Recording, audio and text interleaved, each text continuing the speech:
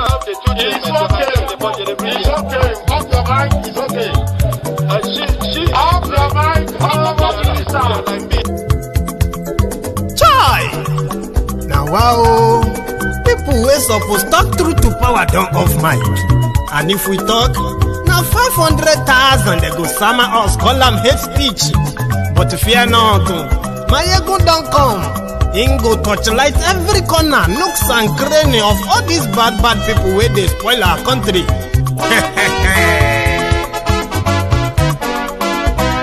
So my people make we laugh, my ego don't come, my people make we shout, my ego don't come, my ego don't come, man of the masses, my ego don't come, my ego diary political, my ego don't come, this one not the off in mind, my ego don't come, and in the touchlight every corner. Okay, some people be they holla say they want the power. Chai, them be promise us say we go get light and power. Them hustle sote they can't get the power. But now they know they do anything with the power. Every day, dollar just they get the higher power over naira. See them talk say make we off mind, but thank God say my ego don't come. So my people make you ladder, my ego don't come, my people make we shout, my ego don't come, my ego don't come, man of the masses, my ego don't come, my ego diary political, my ego don't come, this one not the off in mind, my ego don't come, person where they do evil, no one make person talk. Them say that my yegun, that man too they talk. He too they talk. Say my yegun diary, he they hot like pepper. But every day then they take money in bulk. Woman picking, they the street they hawk. Still them talk say make we no talk. But thank God say my yegun don't come. So my people make you laugh. My yegun don't come. My people make you shout. My yegun don't come. Man of the masses. Many people are in the bank because many people are dying. Everything are doing. Pressure ti wà. Mazo Yoruba. Gbogbo nǹkan ṣẹlẹ̀ ń lu yìí. Pressure ti wà. Èyí gbogbo ṣe sọ. Ṣé ìlú lé? Fún wa lówó wa, ànówó wá sọ wá di lazy youth. Náà ẹ sọ wá di lazy youth. Òun ni mo wà ní táìmù yìí tí mi ò lè lọ bí iṣẹ́. Kò sówó èmi kọ́ lè. Many people are.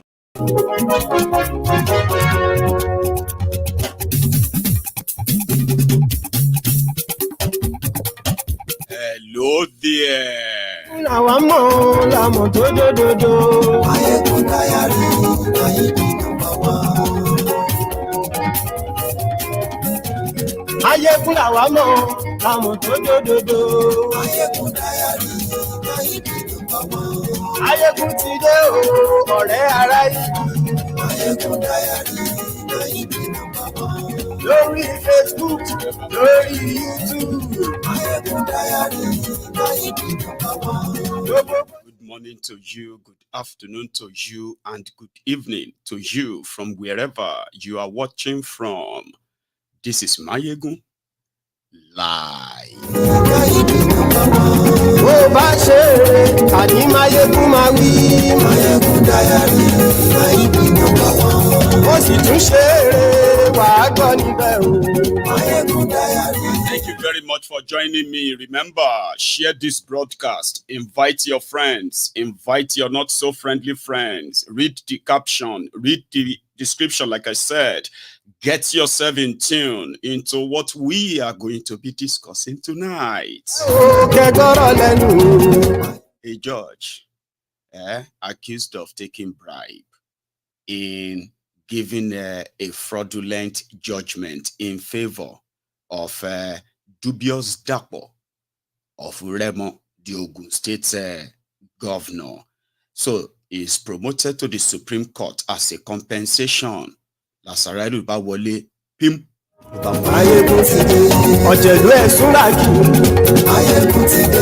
In Kogi, where they had one of the trial charade. You remember Kogi, Imo, and Bayelsa. Anyway, after the charade, they decided to go to court, starting with petition. I have heard that armed robbers have been robbing, bullion vans, robbing banks and stuffs like that. In my life, I have never seen armed men rob a petition, governorship election petition in Kogi, stolen by armed robbers. Do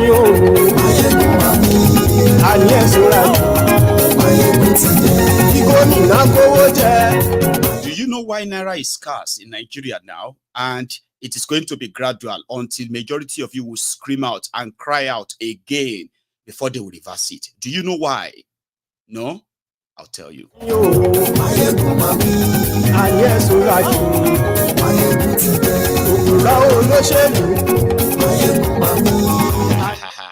Dangote Refinery. Have you seen the video of the crude oil that they are taking to Dangote Refinery? Did you buy the lie too? Did you? No, I don't think so. Thank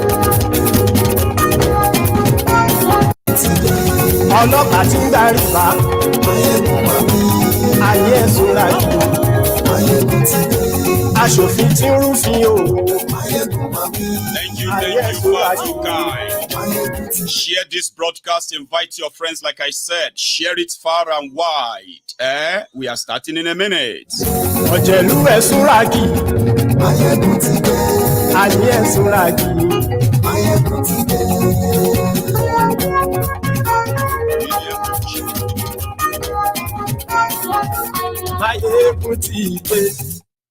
Motide.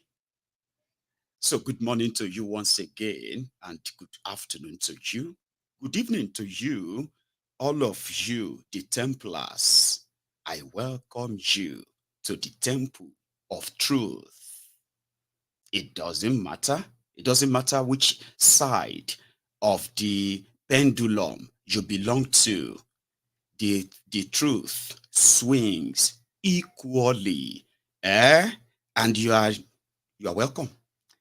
And as your MOG, Mayegun Overseer General of the Temple of Truth, I believe you have paid your own offering. Remember, you need to like the broadcast. That's the offering.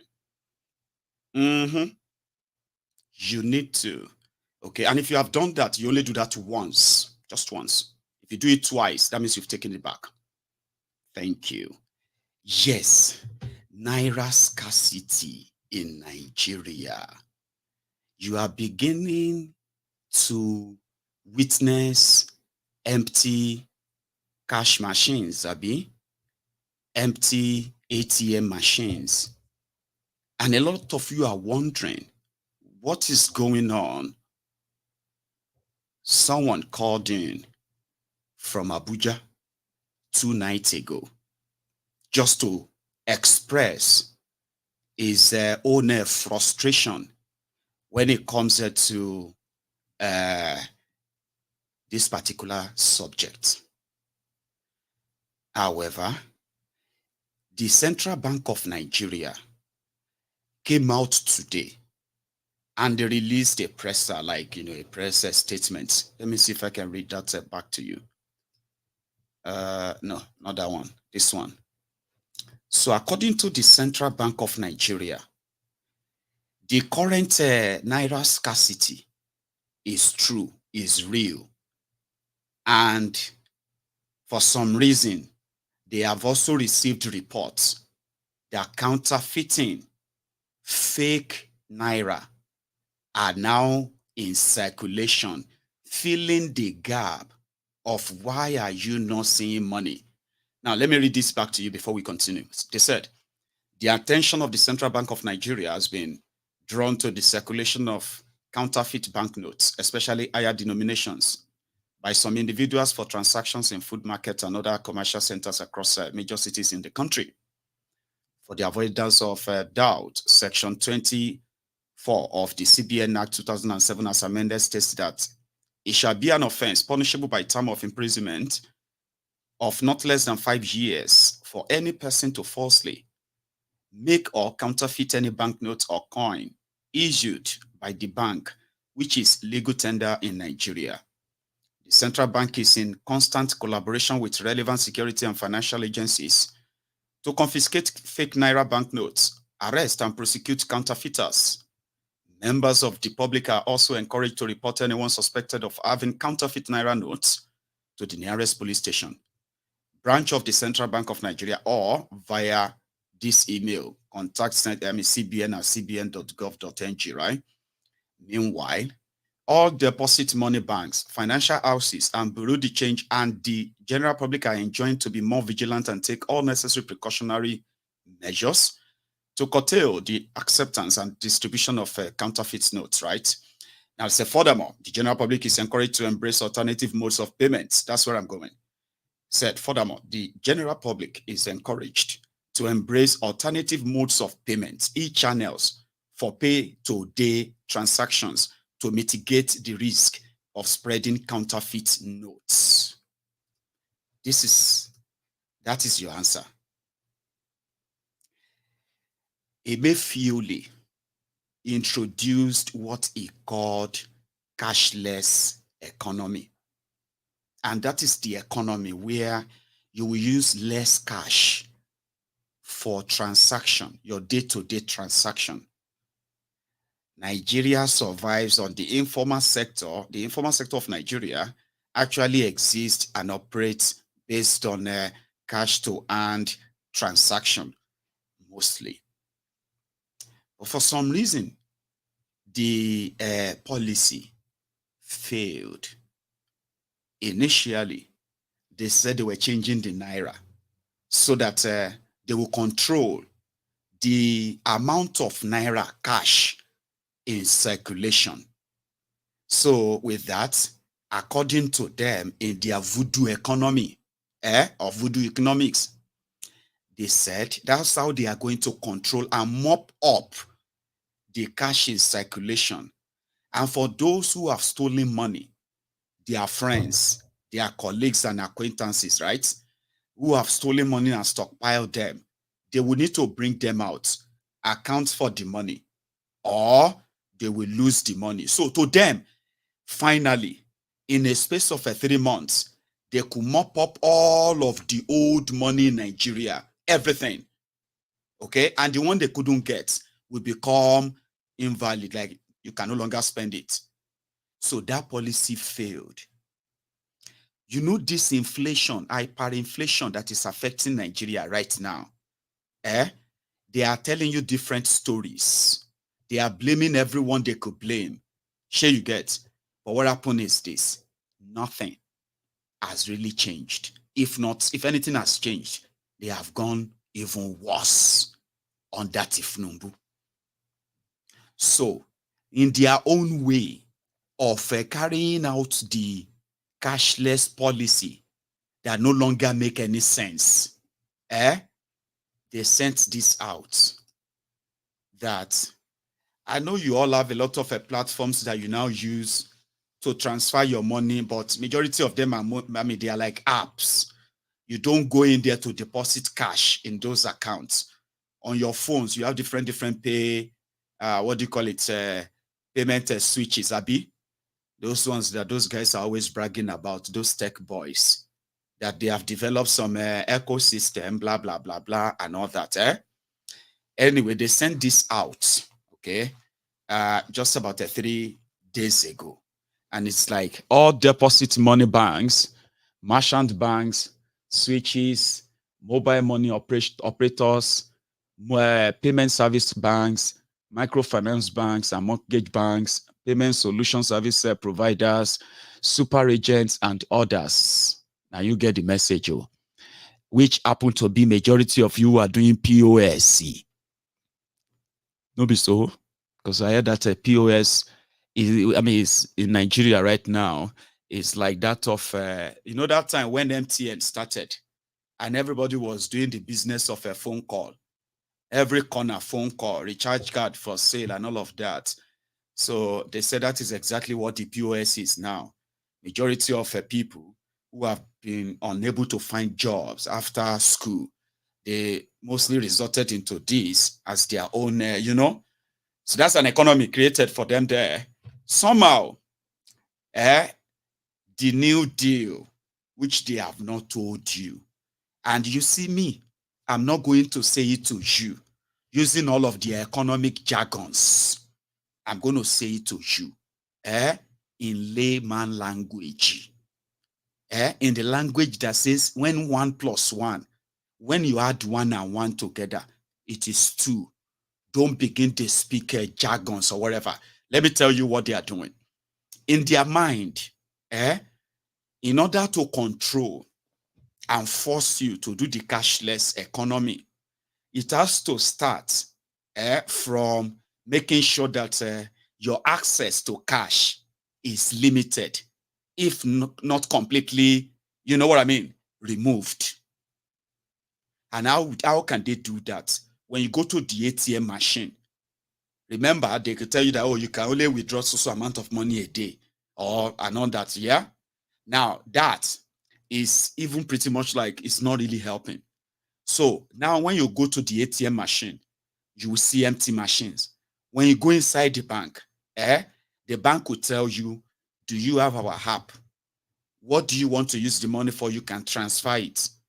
A lot of you have experienced, you have had worst of the worst experience with some of these generational banks until some of these fast, smarter, PayPoint and all of those came on board, Abby.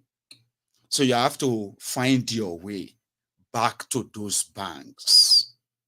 You have to go back into all those horrible charges they are taking from you when you make transfers through, all those stuffs. You have to kind of use them more now. And if there are those of you who are still going to be doing your POS and all that, your options are also going to be so limited, the amount of cash you have access to. But they can't announce that to all of you. That is where the problem is. If they had explained that to all of you, this is what we are trying to do, because according to them, the reason why Nigeria has hyperinflation right now is because there is too much money. Do you believe that there is too much money in circulation in Nigeria? And who are those with this chunk of money? Politicians who have the power to print money and then stockpile them. So, in the absence of trying to use voodoo economics to fix the problem of inflation, you get, they want to use the voodoo now. They're about to create even worse problems. Because you would want to access cash, Abi, and a lot of you are going to fall victims of all the counterfeit money. You get that? You will fall victims of this. They are trying to mop the money out without telling you. And they are doing so, making sure their friends are not missing out in the largesse. As they are taking them away from this, they are returning them back to their folks, right? The problem is not solved because the cost of inflation is not only because they are printing money that has nothing to back it. It is because they've never invested in the economy that they are promising you that they want to come and change. So if I tell you that 2024, my deep gone, I think I know what I'm saying. And I think you should begin to also look into them too, if you have been nonchalant about that for whatever reason. So they are doing all this secretly. You are going to face this scarcity, all right? And until when they realize that a lot of you are beginning to actually understand the game, that why can't you just say you are trying to do what Emefiole tried and failed? You've already created confusion. Old notes, new notes. That one is already creating a bit of confusion itself, right? But right now, add the fake money to it. Counterfeit banknotes. And how many people are going to become victims of this in the same economy? So at the end of the day, what are they going to do? They are going to also secretly withdraw the idea. They have no plan. They do not. And that is what will take me to that of Dangote Refinery. Have you seen that video? The video where a ship vessel carrying what they announced as crude oil, 1 million liter crude oil, to Dangote Refinery that cannot refine one bottle of kerosene. The refinery that is not ready to even refine 1 teaspoonful of crude oil. But at least it seems that the PR is working. But we go shatter them here tonight. I have told you. Dollar. Which one is dollar has fallen to? I don't understand. How? Are you one of those who are giving the Naira motivational, what have you? Anyway, we'll come to that. A lot of us, I believe right now, are not really in too much darkness when it comes to all the the fraud surrounding Dangote Refinery. At first, okay, a lot of people believed that since Nigeria cannot build or maintain refinery, it would be a great idea for at least private sectors to go into that business. And since Nigeria has the crude oil, the gas, and if it is locally refined, and in a way, if the subsidy that Nigeria is borrowing money to pay, and that same subsidy is given through the oil swap with Dangote or any refiner that is ready to do that in Nigeria, Nigerians expect that will give control back to Nigerians from saying, control of saying your economy at least can begin to kind of, come back. But Dangote Refinery is a quota system project. A quota system project that is pretty much a conduit pipe for the criminals that looted and emptied Nigeria. Ran Nigeria aground and became the most indebted in Nigeria's history. So Dangote Refinery, even upon all of that, is not coming to serve the interest of Nigerians, but the interest of the criminals who use Nigeria money to put up this scam and scheme. Emefiole that took money from the Nigerian Foreign Reserve and gave it to Dangote in May 2023, came out and he said, Dangote has paid back 70% of the money. Today, Shishi has not been paid back. But the scam continued until this fresh one. And you should please remember that you are hearing it from this platform first. Like I said, it will be a thing of joy if indeed there is a Dangote refinery that is coming to serve and ameliorate the troubles and problems that the economies of Nigeria and even Nigerians have experienced and still experiencing. They took Nigeria money and gave it to him. Still, the refinery couldn't be delivered. They made a deal to give him crude oil almost for free. They said in Naira. Nobody has a clue about what the deal is, right?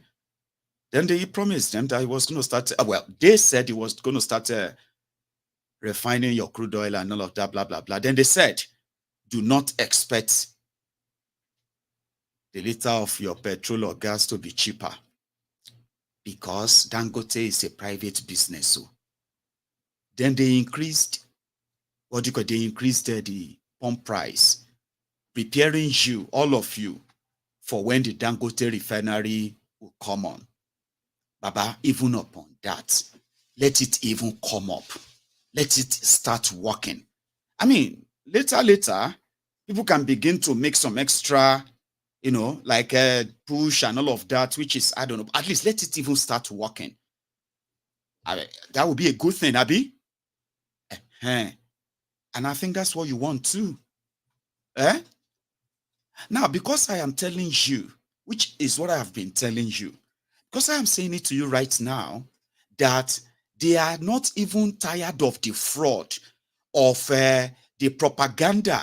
And I am beginning to ask myself, why are they even doing this?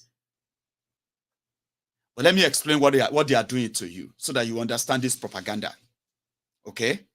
So they said they will give him crude oil. All right? And the crude oil will be in Naira. Like I said, nobody understands the deal. Okay? But is the refinery ready? Oh, yeah, give him crude oil. Oh, yeah, start refining. Abi, at least that can be the positive side. You can discuss other things later. But the point here is that Dangote Refinery is not even 50% complete. They have built tanks. Of course, you can see tank here, tank there. They are supposed to build tank in the refinery storage farm. They call them storage farm. For the finished product, for the crude oil, for everything that they are going to be doing in there, they need tank farms to keep them. That you are seeing video of pipes, video of this or that, that doesn't mean that they're going to switch off something there, switch it on, and it's going to start refining. They know it. Dangote has been trying to get Thiefnubu to come up that they will cut him his own soap. Bokwari that facilitated all the fraud they used the Central Bank of Nigeria to perpetuate for 6 years. No shishi. Nigerians in debt, in poverty. Thiefnubu is now asking that Emefiole, where is this money? Now, if they drag Emefiole, they're going to need to drag Dangote. And since May until now, Dangote has been trying to see Kolu and cut soap for him and say, Baba, now so deal with day. Share you get. If you feel release more money to balance up this job and complete the refinery, or even stand as a guarantor like Bokwari did for me, so that we can get more money and finish it up. We go cut you soap, we go cut you your own share. He hasn't been able to say that to Thiefnubu yet.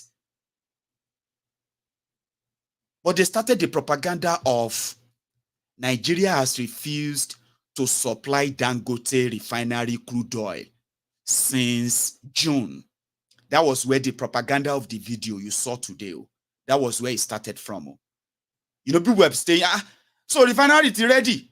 How come they not give them crude oil? Why have they not given Dangote crude oil? People were asking, in case if you didn't notice. So that was like about 2 weeks ago. Then, today, they can't do, Dangote media can't do their usual media run propaganda. First, they captured the vessel. They said, this is the second batch of 1 million barrel crude oil that is about to be delivered to Dangote refineries, because the refinery starts work now. Angonu. Alexa, how long does it take to refine 1 million barrel of crude oil? According to an Alexa Answers contributor, crude oil makes its way through the refinery on a timescale of hours. Okay. Each lot of 30,000 barrels usually took 12 to 24 hours to complete analytical testing to ensure quality, after which it was released for shipment. So I estimate about 3 to 4 weeks on average. Thank you. Now, Alexa, increase the volume to the highest. Alexa, how many liters of petroleum will be found in 1 million barrel of crude oil? From Answers.com, 1 barrel of crude oil makes 19.5 gallons of gasoline. which converts to 73.8 litres of petrol/gasoline. Okay, so 152 liters. That makes sense. So which means, as it is, the bobo is to make you believe that there is a refinery that is working. And if the gamble of 1 million barrel of crude oil is sold to you, which means, I'm gonna Alexa, how many liters of petroleum is found in a barrel of crude oil? Again. From Topper.com. Perimeter of a parallelogram is 2L plus B, where L is the length and B is the breadth of the parallelogram. Kilonso. Alexa, how many liters of petroleum will be found? Here is an answer from an Alexa Answers contributor that I translated. Okay. The volume of a barrel of oil is 159 liters. 159. Did that answer your question? It does. Thank you. Thanks for your feedback. Great. So, 159 liters of petrol will be found in 1 barrel of crude oil. So, which means Dangote Refinery, which is Dangote, plus the NNPCL, they probably already have, in maybe another 2 weeks now, they already have a shipment of 159 million liters of petrol that will be delivered in Nigeria and march straight to Dangote Refinery tank farms. And as Nigerians that you are, hoping to be defrauded and deceived, make yourself wish that using wishes can always make things happen, not by asking critical questions, Abi. So when they deliver that, the whole propaganda will continue like that too. So they will just say, Dangote Refinery first petroleum. They go come bring Thiefnubu. No, say they don't conclude the deal. They don't have to turn the machine on. Here you get. They don't have to, in any way, give you the data of how much of this production is going to start and how many are they going to be producing every day, refining every day. They don't have to tell you all of that. All they have to do is to show you the video of crude oil, Abi. Then after that, show you the tankers who are leaving Dangote Refinery at Lekki. Tankers loading petrol, loading diesel. Have you asked yourself that who are those who have been collecting subsidy money in Nigeria in the last 8 years? At least you know, say Nigeria has been paying subsidy, Abi. Have you ever asked yourself that who are those? Well, I have been asking, but we never know those who have been we don't know those who have been collecting the trillions and trillions and trillions. But guess what? Now NNPC guy, now that guy, in collaboration with the likes of Dangote and so many of them, why do you think they were all counting on Dangote refineries and started using Dangote refineries as the ultimate project of the Bokwari? Why do you think suddenly Dangote Refinery became APC, Egbekegbe's refinery? Because all the trillions, all the crude oil, stealing of crude oil, they were done by the same NNPC guys. Subsidy is gone, but Dangote Refinery have started production. So whatever scam and scheme they are pushing, I implore you to ask questions if you want to. All right? Because you should. This is the man that gave the judgment on, what do you call it? That gave the judgment on the Kano election. You get? Where the judiciary have been doing the Lord's work, Thiefnubu's work. So the head of the appeal court that dismissed Atiku and Obi's presidential petition and all that, Samani has been promoted to Supreme Court. Okay. This one in front of you, his name is Asemo Adume. Asemo Adume is Mr. Asemo Adume is an appeal court judge, the one that read the controversial Kano State governorship elections judgment, which has now thrown the Kano State into serious political turmoil, power play, and all that. He has been promoted to the Supreme Court. He's going to be a Supreme Court justice. Another person promoted to the Supreme Court as a Supreme Court justice is another one from Ogun State. No, not from Ogun State, sorry. It's the one that treated the governorship election dispute appeal, Ogun State governorship election appeal. And he was publicly exposed to have collected bribe $5 million from dubious Dapo. No be me talkam o. Na Ladi Adebutu talkam. Nigeria is a crime scene. Don't let all those things kind of surprise you. So let me tell you some instances that will show you that, okay? So they said this judge collected money from dubious Dapo, okay, to ignore evidence and declare him winner. Just like some of you believe that they did in Obi and Atifku's case, Abi.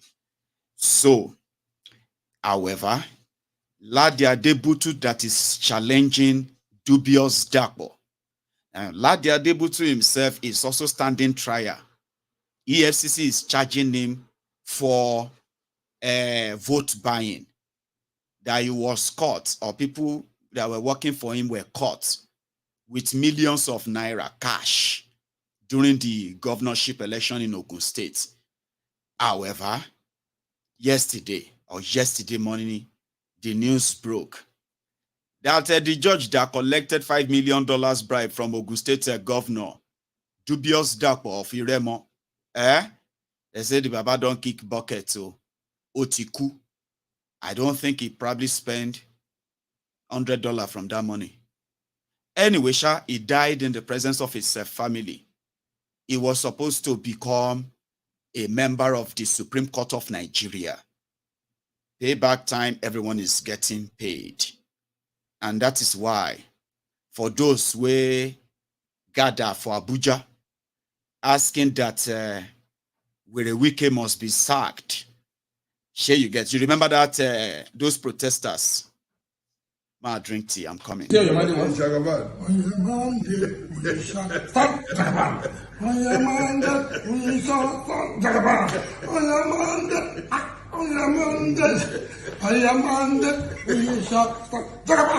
sir. Nuisance, Lily. I just want you to know, Wike has responded to those who are asking Thiefnubu to sack him. Just so you know that on his mandate, which is in return your own shege, they will stand. And it is just 6 months. Just 6 months. And now they complain like, say, are you babies? Stop complaining. So Wike gathered his own people too, who has been saying, leave him alone 2 days ago.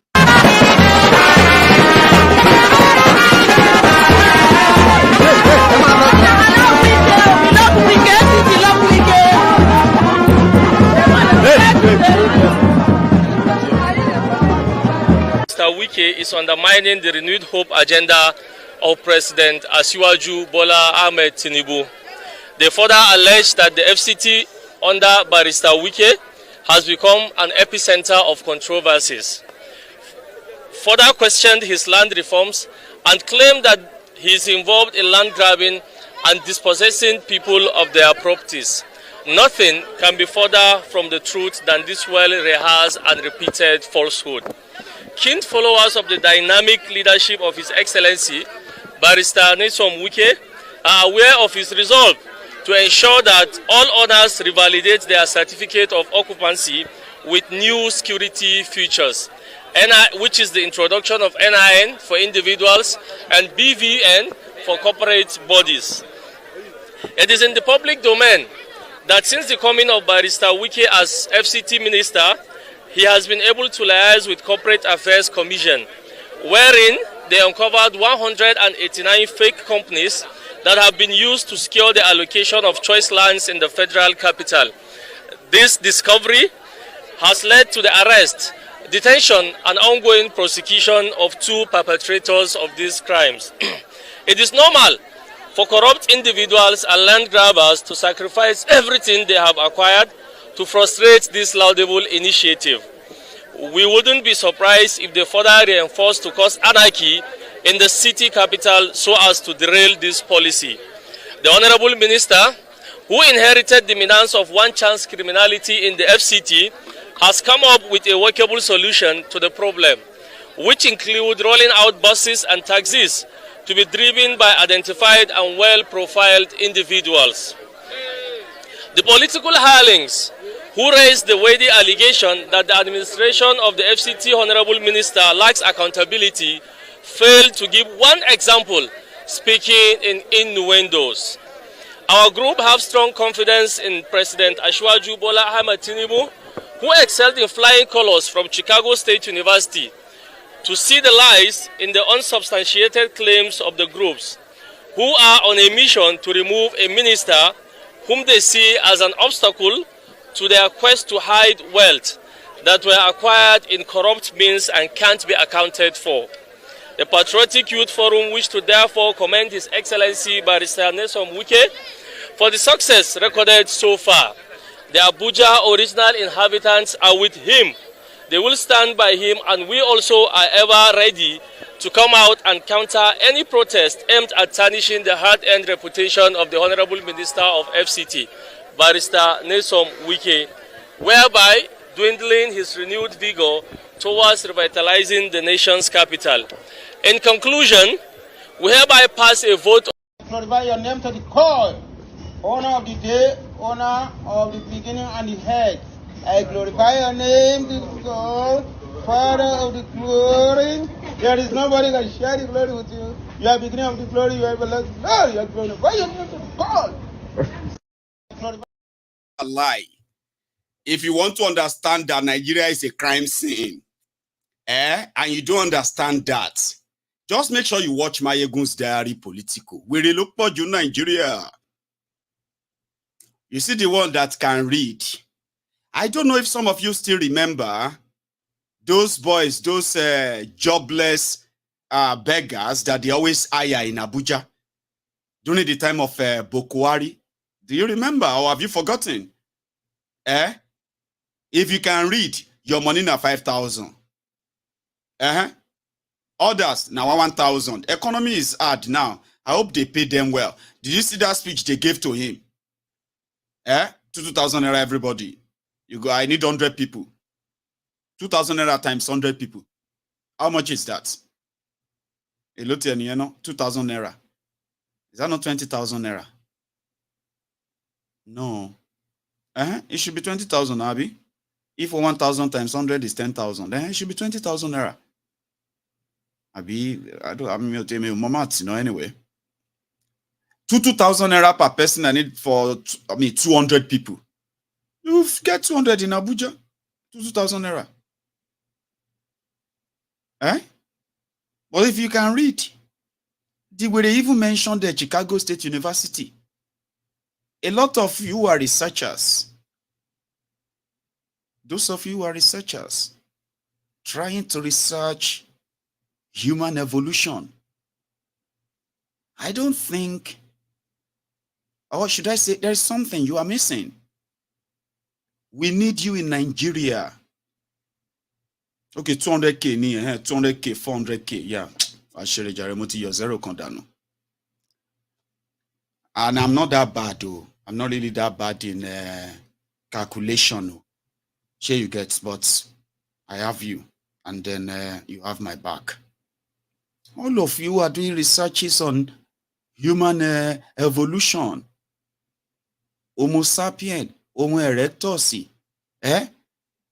We need you to see if there are some Nigerians that have completed the human evolution. There are some Nigerians that they appear like normal human beings like this.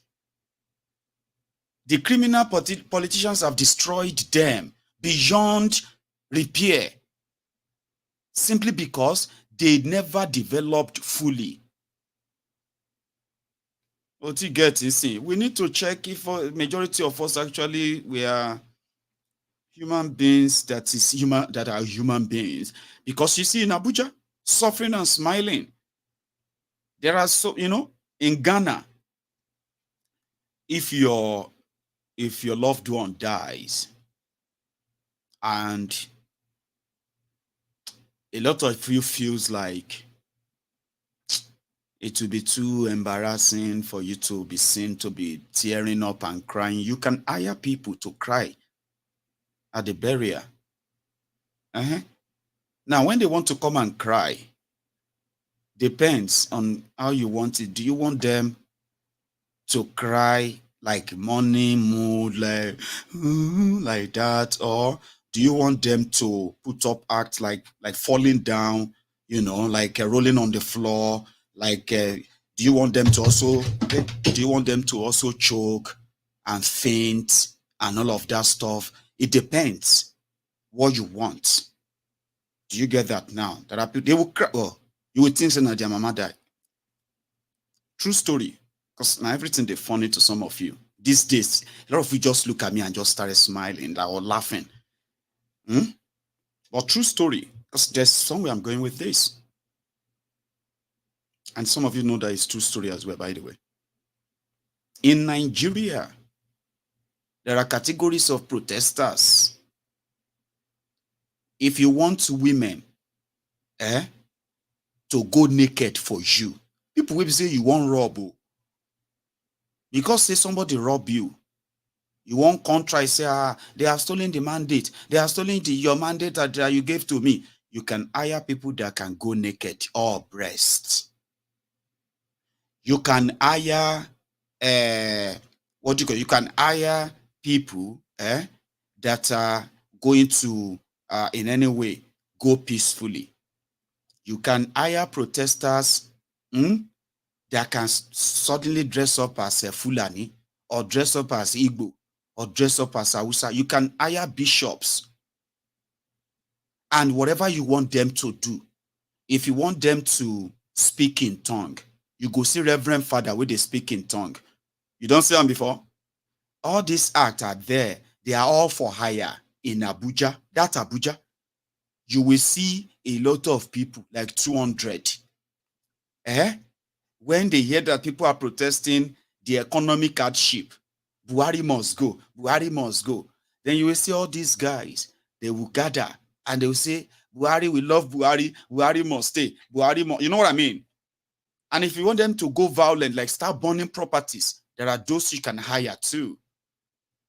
If you want them, that those ones who are going to help you attack policemen and destroy things, you can. Politicians have all of this. They've created this category of Nigerians. So Wike couldn't find them, missing too.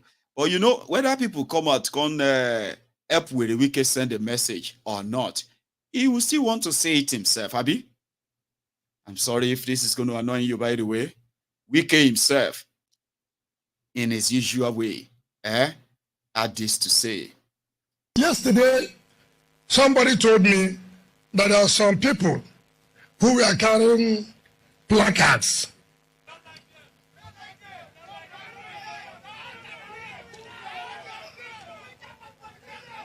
Because, frankly speaking, I don't have time to even see that. I was busy. I don't want to be distracted.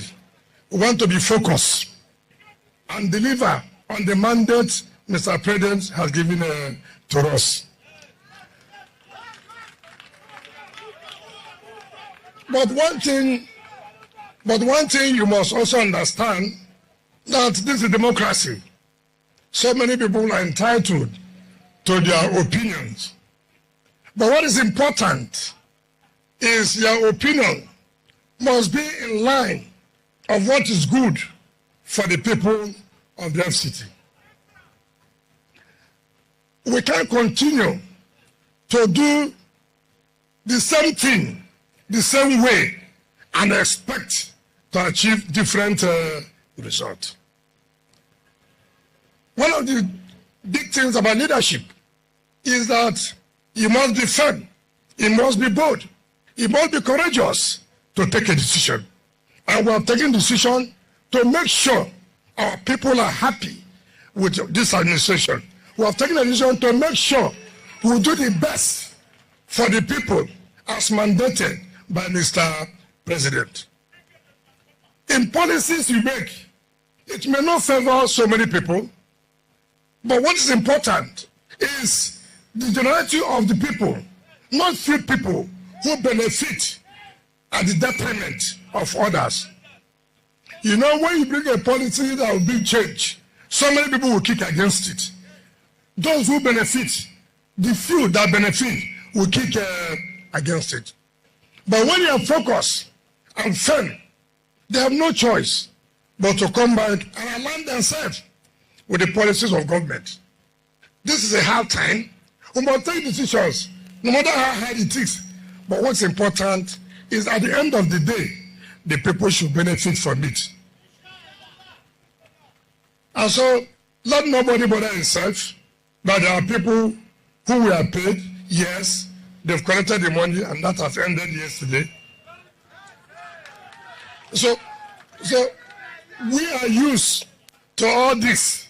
So nobody should be worried that people are demonstrating. If they don't demonstrate, is it therefore that we demonstrate? So don't bother yourself. People must have work to do. What we want people to ask us, what have we achieved in these 3 months that Mr. President has given us? What have we achieved? We can boldly tell Nigerians that in these 3 months, with the support of Mr. President, this is what we have done, this is what we have done, and by the grace of God, in the 1 year office of Mr. President, Nigerians will see what Mr. President has done in FCT, and that is what we stand for. By May 29, 2024, FCT will roll out its achievement as far as the administration of Mr. President is concerned. So today, just like the... Find out in the first 100 to 200 days in office, what should citizens expect to see if you're elected as president, sir? Day one, hit the ground running. Day two, continue running. Day three, don't rest. Find out in the first 100 to... I know he didn't have much to say, didn't have anything to say. I just wanted you to probably just hear from him that if he has anything to add there to those who are protesting against him. It is for the interest of the generality of the people. So if some people are going to be uncomfortable that they are going to take over their land and give it back to themselves, it is just for the benefit of the people. We'll go there when that time comes. Abi Wike ko, Wiri Wike throwback. Ladies and gentlemen. When I hear people declaring for APC, saying that they want to continue the good job of Mr. President, the good job of people dying every day, the good job of Naira falling every day, I feel so ashamed that we have gone to the level where sacrificing, people will come and say, look, I want to continue the good job of Buhari. What is the good job of Buhari? Of hunger is a good job. Of poverty is a good job. Of insecurity is a good job. Of the economy falling is a good job. It's such a shameful thing.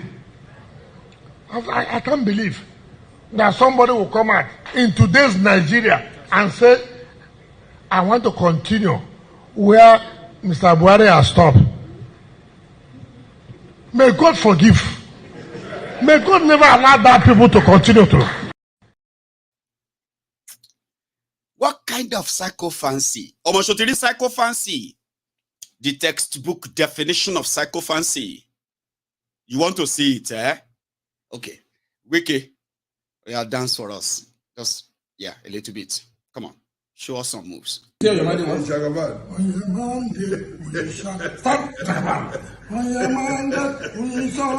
Jagaban.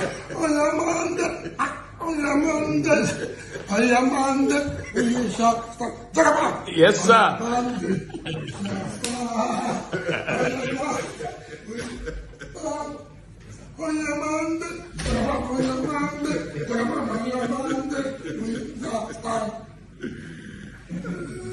In the Chief of Staff's office. Well done. Very nice. I'm glad to see this. You see what they reduced with a Wike to? Inside Gbajabiamole's office, they told Wike who came in to come and sign some document. Ayema. You cannot shame the shameless, of course.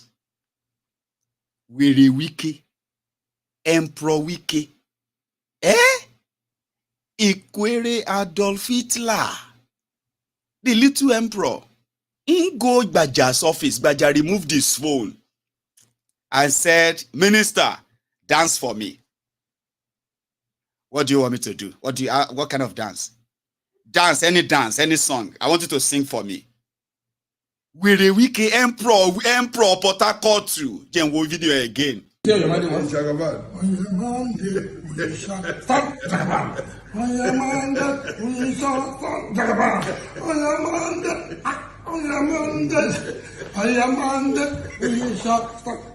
Yes, sir.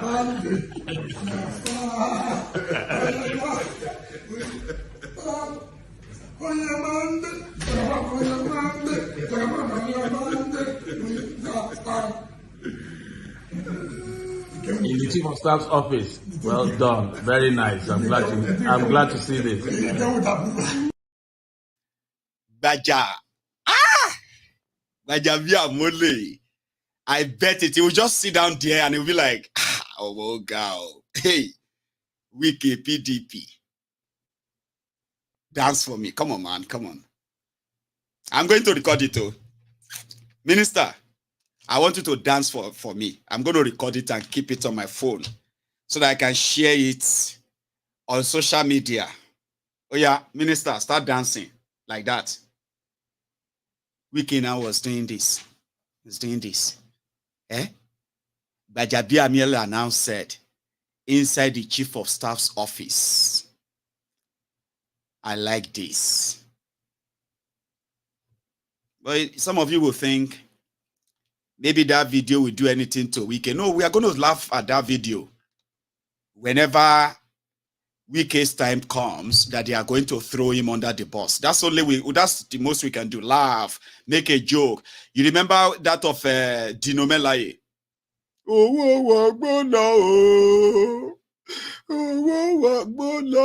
Dino, you remember that? He was making a joke, he was having fun, he was mocking somebody. But when his time came, the video surfaced. One day, if they can do that in that public, that somebody recorded it, Baba, just imagine what these guys do for power when the light is off, when the curtain is closed. Just imagine it.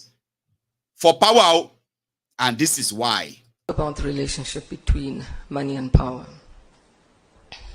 They're very uncomfortable bedfellows because the one normally seeks the other. What is the point of having a lot of money if you have no power? So very quickly, rich people start trying to translate that wealth into power. They start cozying up to politicians. They start trying to be politicians. And the opposite is also true. What is the point of having all this power and you're poor? So politicians start trying to monetize their power into wealth. And that is where corruption starts. So the relationship between money and power really is one that, if not managed well, destroys countries. And it's a difficult relationship because the one inevitably leads to the other. And how do you manage that? We face that challenge now. I think as First Lady, the question I always get asked is, how are you going to make sure that your business interests don't conflict with your existing role? What my husband and I have decided is we're going to do declarations. It's not required of me, it's not required of him, but we will declare all of our assets. And in that way, people can know what you own, where it is. I don't want to hide through proxies. And they can see where the wealth that you have has been created and not have to suspect you each time you buy expensive things that you stole it from the people. So declaration of assets, transparency,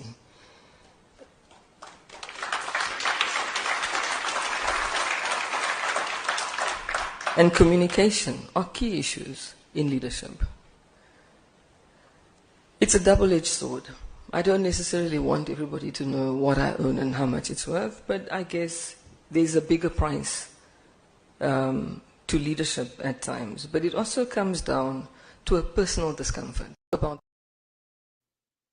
She's the first lady of an African country giving that speech, explaining the connection between power and money.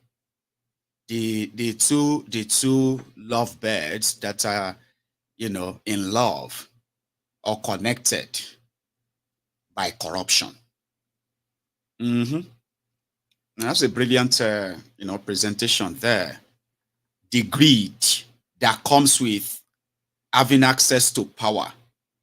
But in Nigeria, where there are no consequences for actions, they do it, they get away with it, they do it again, they get compensated for it, and they do it again. And that is why we agree that Nigeria is a crime scene.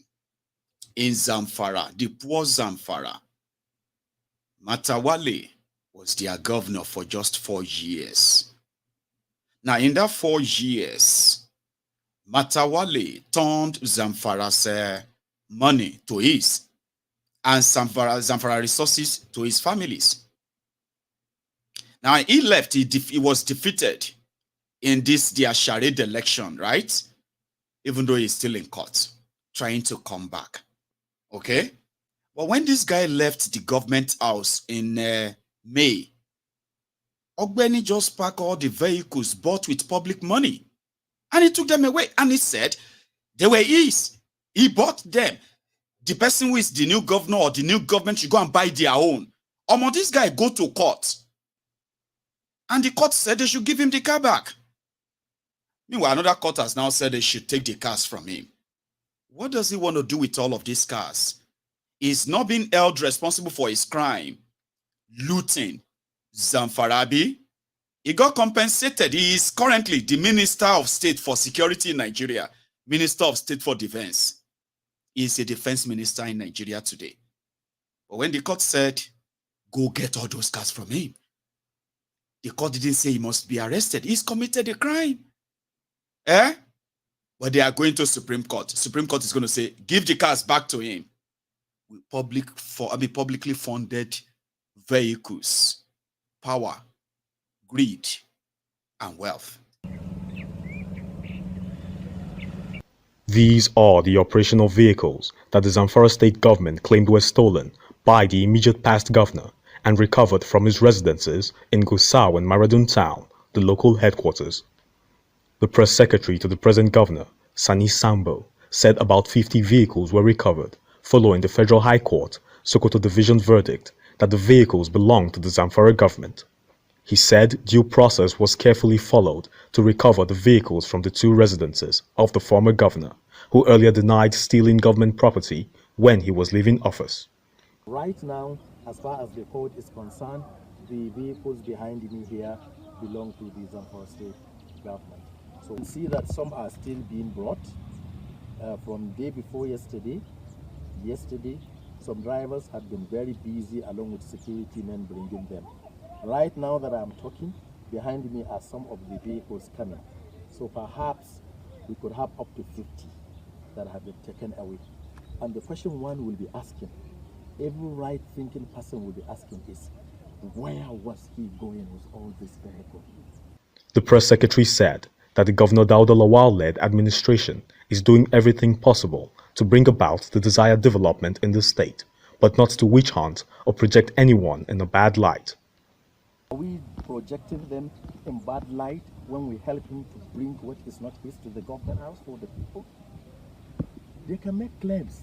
You know, anybody who feels that by doing good to the people, you are exposing his own recklessness with financial resources or using the seat of power for personal gains and sentiment, you will get irritated.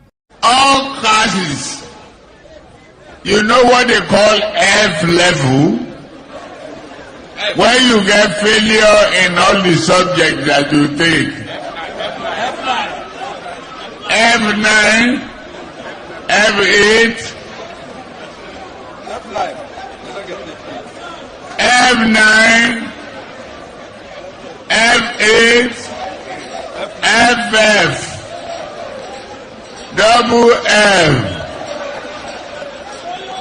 That is his name. Nuisance Lele. Nuisance Lele. Greed. Somebody said Nigerian politicians and vehicles. That's what they do. That's what they use the billions to buy. They love it. They love to have other convoy. The convoy of 200 cars on tarred roads, dusty roads, just to show that one man is coming, is the governor. Nigeria. That they had to go to court to go and retrieve stolen vehicles, stolen government vehicles. Those are your leaders. He is currently in charge of the defense ministry, trying to bring security to Nigeria and give you security. Oh, God damn it, man. Anyway, let me take you to another one, okay? And this time around, it is Dino Melaye. Dino have started... Dino for president, 2027. On a joke. No funny. Dino is now mobilizing all the oppositions in Nigeria in order to save Nigeria. Omo. Hello, get ready. Messiah Dino, what do you say? Populists who are the illiterate, who are suffering bad leadership, bad governance. To start with, this is a meeting by opposition political parties in Nigeria, and it's our maiden meeting. And the purpose of this meeting is to galvanize the support of political parties towards judicial and electoral reforms in this country, towards good governance, towards reforming our electoral process. And today we have adopted a name, and the name of this group will be Conference of Opposition Political Parties in Nigeria, COPIN. And by the grace of God, it was a very fruitful meeting. The Labour Party delegation was led by Chief, and we also have the delegation of ABGA, led here by, yes, and we have the apology of few political parties, but we've all agreed that as opposition political parties in this country, we are going to work together to end the pain and end the shame, democratic shame in this country. We want to make sure that we visibly meet to discuss issues of electoral reform, issues of judicial reform, issues of INEC, issues of rigging, and how we can partner together as opposition political parties in this country to work together to end the democratic shame and the democratic pain in this country, especially from the last elections we've seen in Kogi and Imo. We believe that we cannot continue like this as a country. There's a need for amelioration. There's a need for palliation. There's a need for correction. And we have resolved that I, as the convener of this meeting, will drive the political parties, opposition political parties in this country, to do the needful and to keep the party in power in check, to make sure that our democratic ideals, our democratic doctrines, our democratic tenets in this country is respected, and that there will be fairness, there will be equity, there will be egalitarianism in our democracy in this country. And we believe that we have adjourned to meet in a date that will be announced, and we are going to take this very seriously. And the battle to rescue this country democratically for all opposition political parties is a battle of no retreat, no surrender. And we are all committed to this cause. It is smoke Igbo. It is take Indian. It is smoke Igbo. It is take Indian. So Dino, the rescuer, he said coping. Coping. I don't know, say all of you will have to cope. This is 2024. Under this Thiefnubu, it is either you learn how to fight or you learn how to cope. So even political parties, opposition political party, they are going to be coping. Answer. Somebody was asking who, somebody said, are you saying the person that stole those cars is now a minister of defense in Nigeria? No be joke, yo. And the Matawalle be this, so. Sure you get. This guy. Man. If you know what this guy did to Zamfara State in 4 years, the insecurity, how it spread, the loss of lives, just like the shitty man, Alhaji Beriberi. Now, shitty man, when he was governor in Borno, that was when the Boko Haram terrorism escalated to what it became at the time, including housing the wanted terrorists at the time in government house, knowing that the police cannot come into the government house to search the government house. And it was a good luck Egbere Jolanthan that was the president then. Like Chitiman, you see this Matawalle, the devil incarnate, he doesn't even live in Zamfara. That is whenever he's in Nigeria. Okay?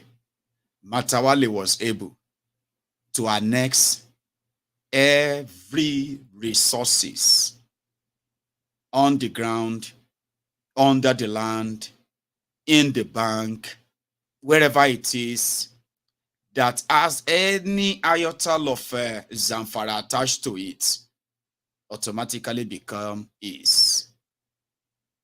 When the terrorists, Fulani terrorists, that invaded Zamfara, when they started their operation, people said, these ones are not herdsmen. No. These ones are like Boko Haram, pretending to be herdsmen, because they said their operation, the way they attack villages, the way they kill people and burn the houses and all of that in Zamfara is 100% similar to how Boko Haram has been operating. They screamed and screamed and screamed. Nobody heard them because, for some reason, those in Zamfara are mostly farmers. They needed their lands. If you go to Zamfara State today, you will see different dog holes where they have managed to either extract something here or there, gold, name it. They were killing people. on their farms. And within a week or so, they will bring in machineries to those places. They will bring in young men and women, children. They will begin to dig the ground they have and extract wherever they can get. And guess who collects all the gold from them? Matawalle, their governor.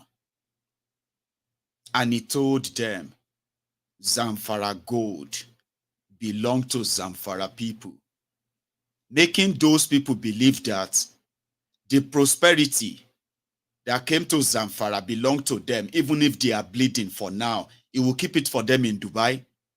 Zamfara gold are supposedly somewhere in a vault in Dubai. Thousands of people were slaughtered and killed, turned homeless. This number of internally displaced persons in Nigeria that has skyrocketed from 1 million naira to nearly 10 million people. I mean, I said 1 million naira. From 1 million people who are refugees in 2015, the number has now skyrocketed to over 9 million. Nearly 10 million internally displaced Nigerians go to Zamfara. And when you look at all those villages that they killed people, killed them and chased them away, majority of them are probably inhabitable anymore. They have dog holes here, dog pits here, extracting different, whatever they could get. This guy just married I think, fourth wife. He married second, he married third, and he married fourth wife. And he took the fourth wife to America to go and give birth. When people were being slaughtered in Zamfara, they were in America waiting for his wife's childbirth.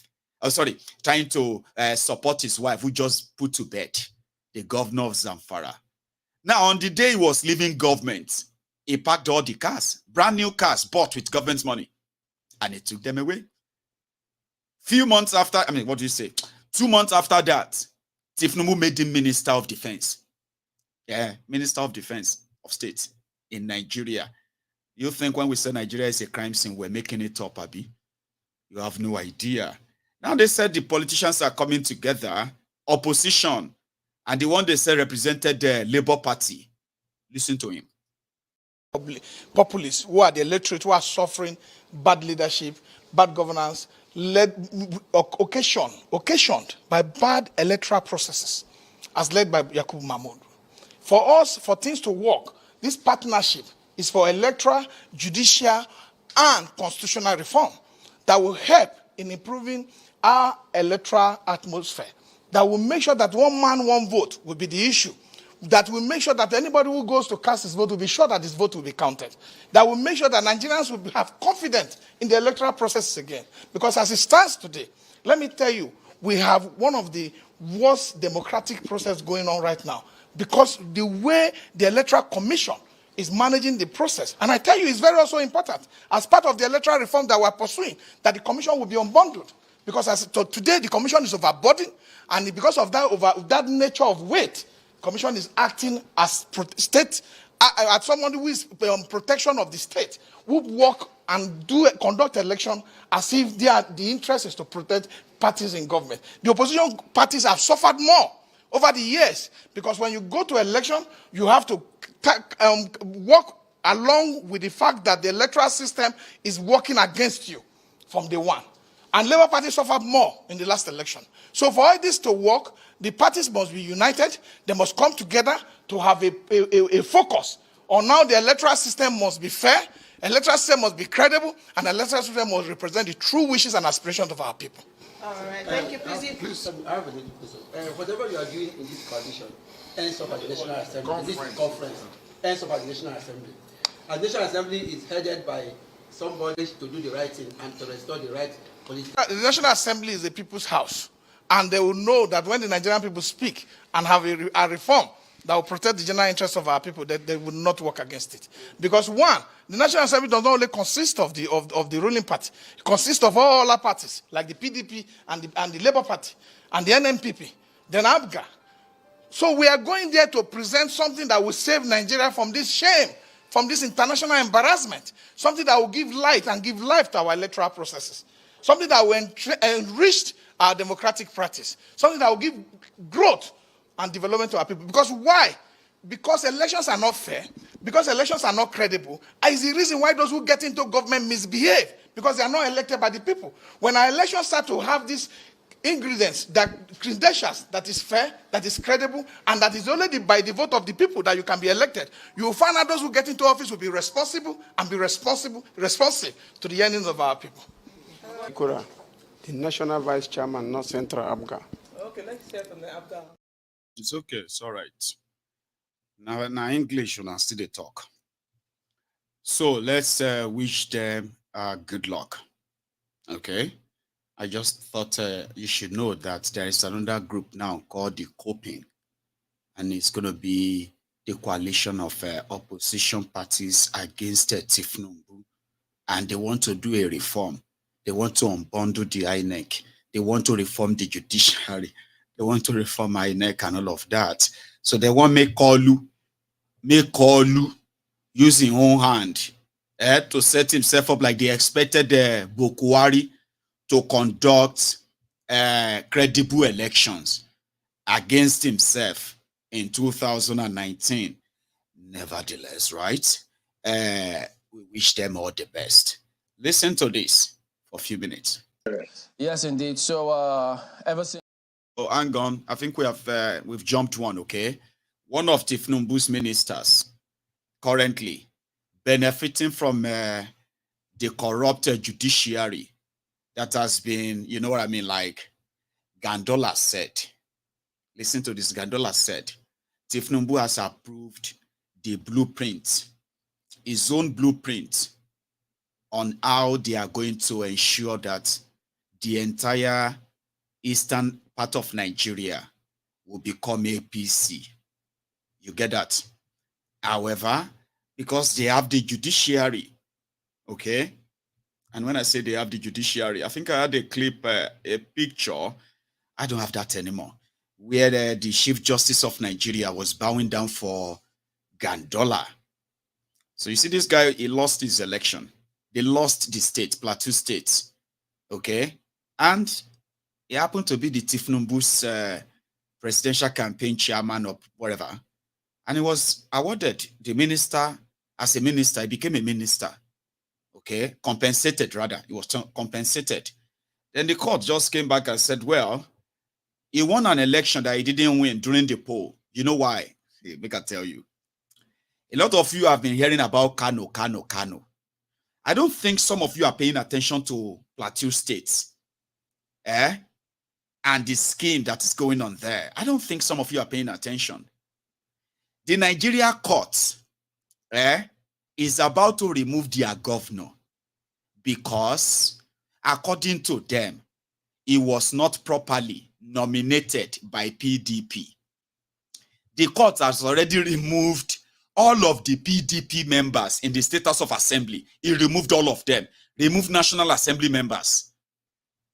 I mean, in one single ruling, the courts in Plateau State, the appeal court, ruled that all the 16 House of Assembly members of PDP who won their election because they were not properly nominated.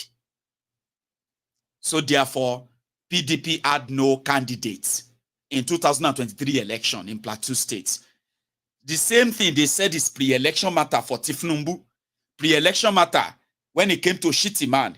Pre-election matter here and Diaby is no longer pre-election matter. So right now, APC, without winning elections, they are now controlling the Plateau State House of Assembly. And in another few days, they are going to take control of the government house of Plateau State. Here you get. So, Lalong that lost has been reinstated by the... Now, he's now confused. Should make her just continue as a minister? Or make her just go to the National Assembly and, you know, I just they chop my...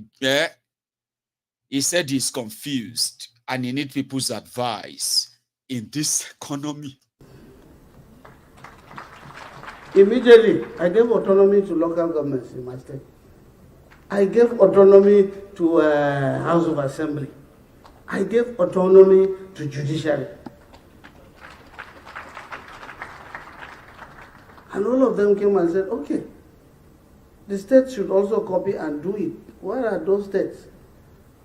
So I'm sorry when I told Comrade Aremu, I said NNC was going to Imo about salaries in Imo. I said, if you ask me, go to 28 states where they are not paying salaries. What are you doing about those ones? Don't pick one. Don't just pick one and go there. It means that you are picking one because Imo is your state. You are concerned about Imo. I am aware that most of the states are not keeping to it. Even the 30% minimum wage. Immediately we went back. I started my 30% minimum wage up to the time I left. So I can stand here and say, so all are things that you will not know. What somebody one day, when they call me to give award, I remind them that it's part of these things that we did, whether accidentally or deliberately. And so for workers, the best thing I always know is when I see workers are very happy. The day I was appointed, Comrade Aremu is there. I said, after the problem in Plateau, they are moving me to another problem. But I have no reason to complain.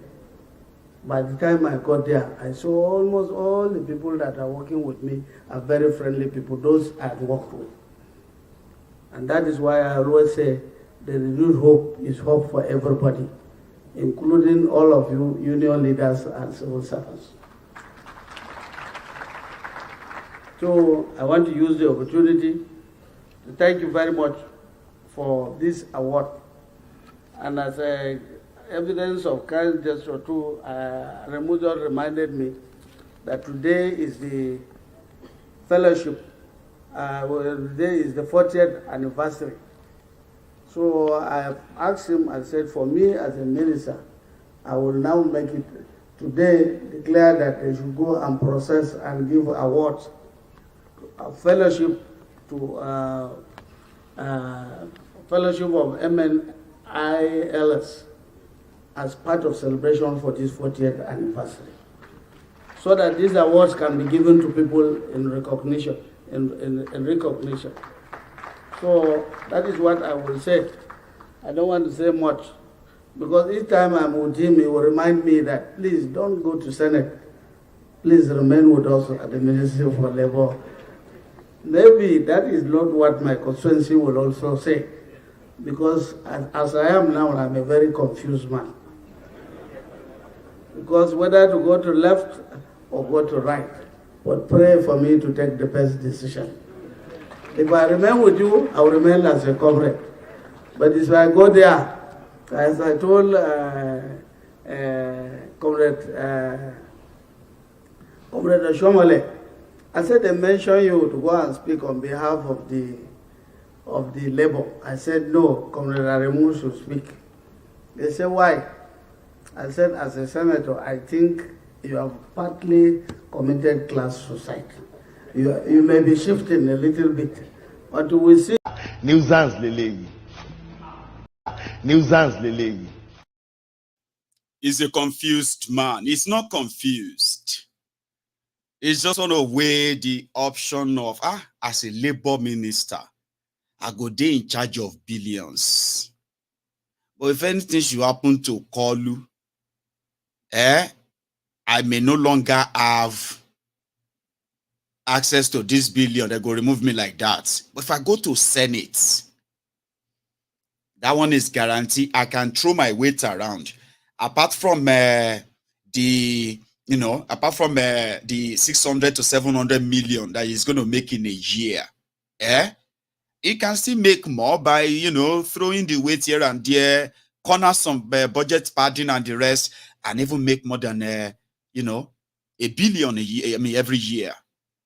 And in 4 years, he can make that. And everybody go just say, now all of them be thief, all of them be thief. They will say, he's the minister, we stole those so and so. So he's not confused.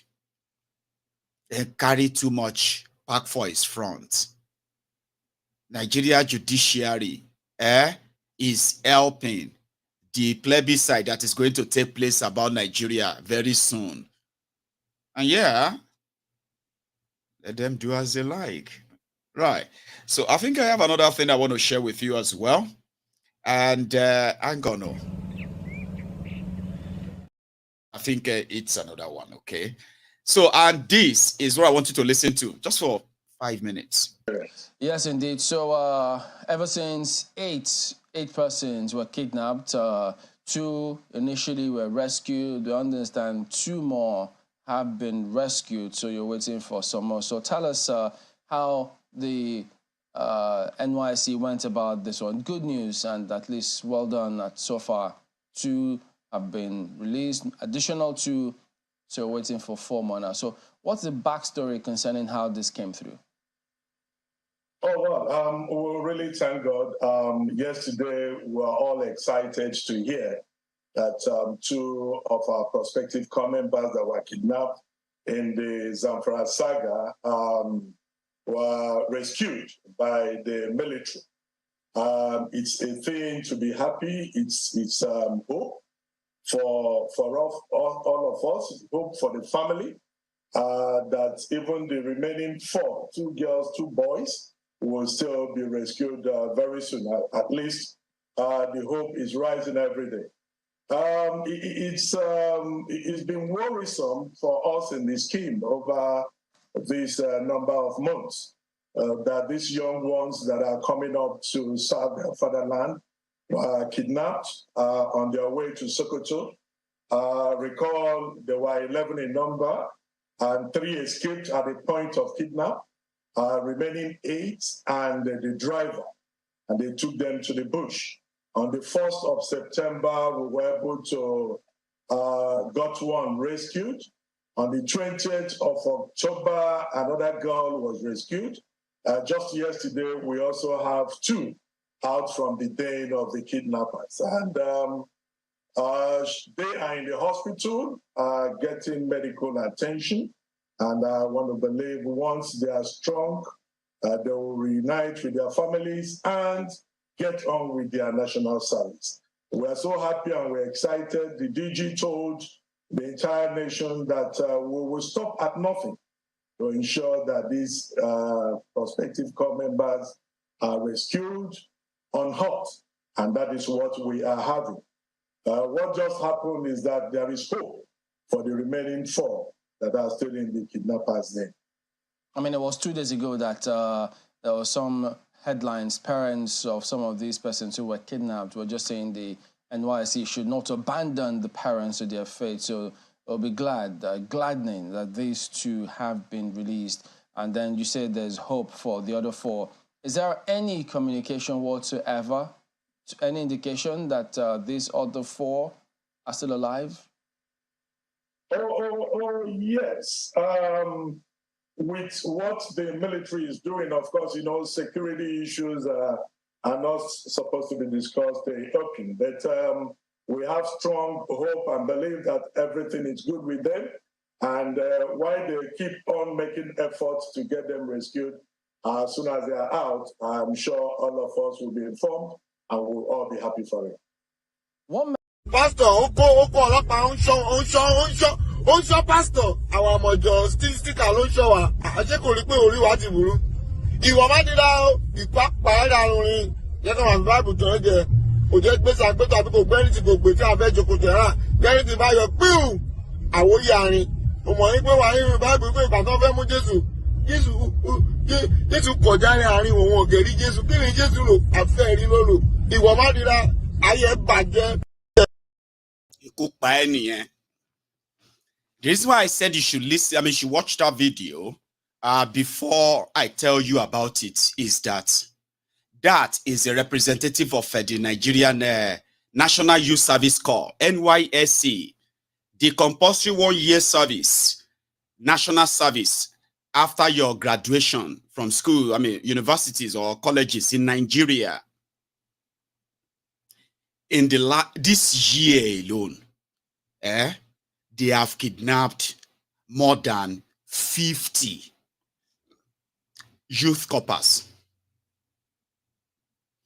Some, their family members have paid ransom, okay? to get them released. There are others who have been in that captivity for the past 6-7 months. Whether they are still alive or dead, nobody is sure. But you see what Nigeria is that if you die trying to save or serve Nigeria, you die wrongfully.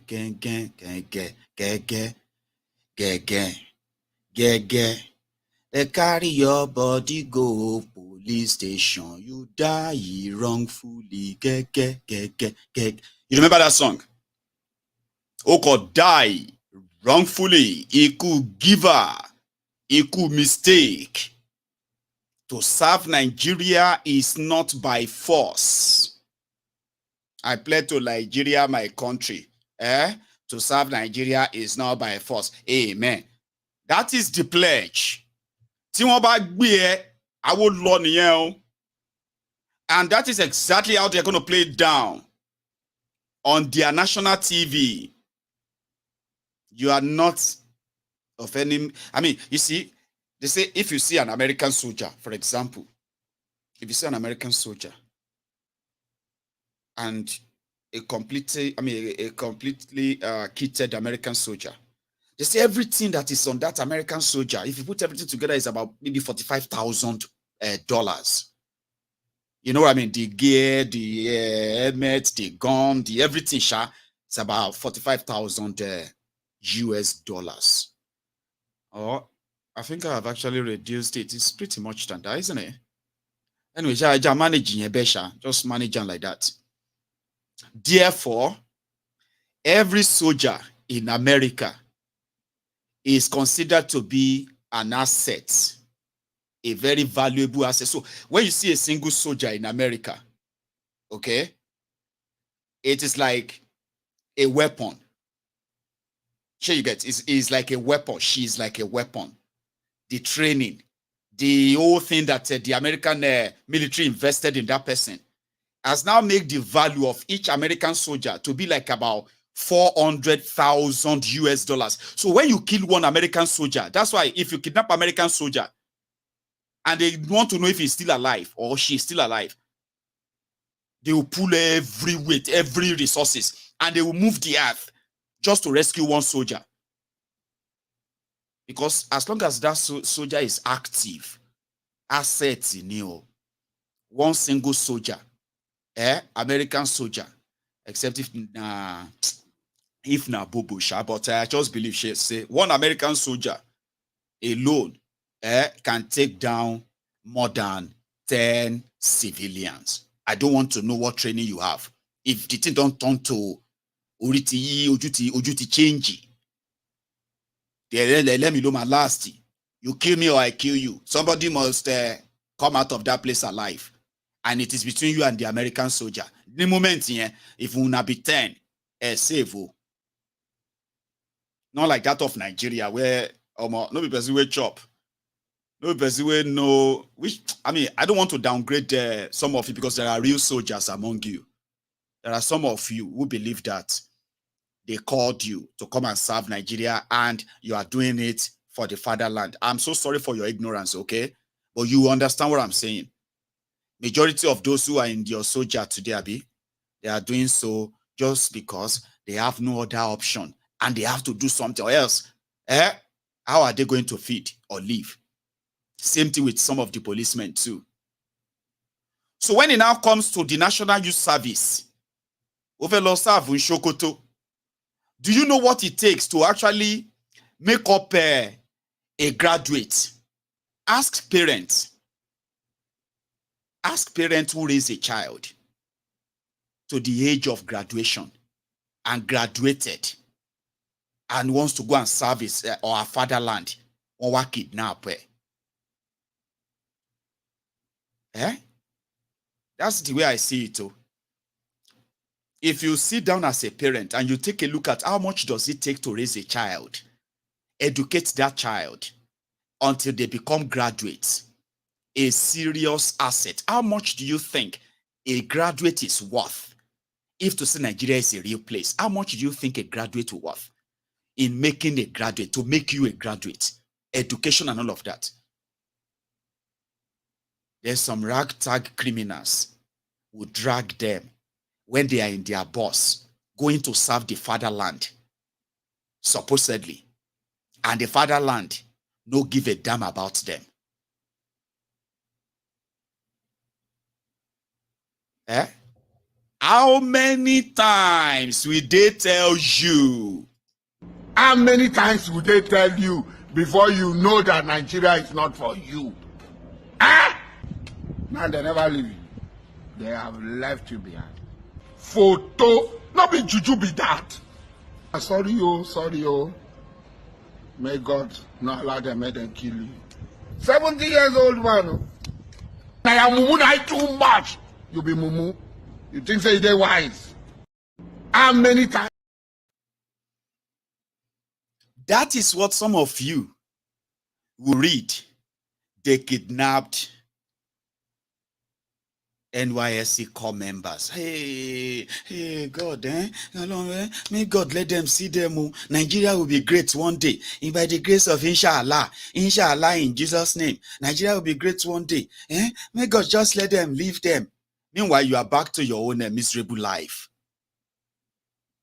where you believe that it is one God, Sky Daddy, that is going to come and save you when you are pretty much in bed with the rogues who gives no damn about your life.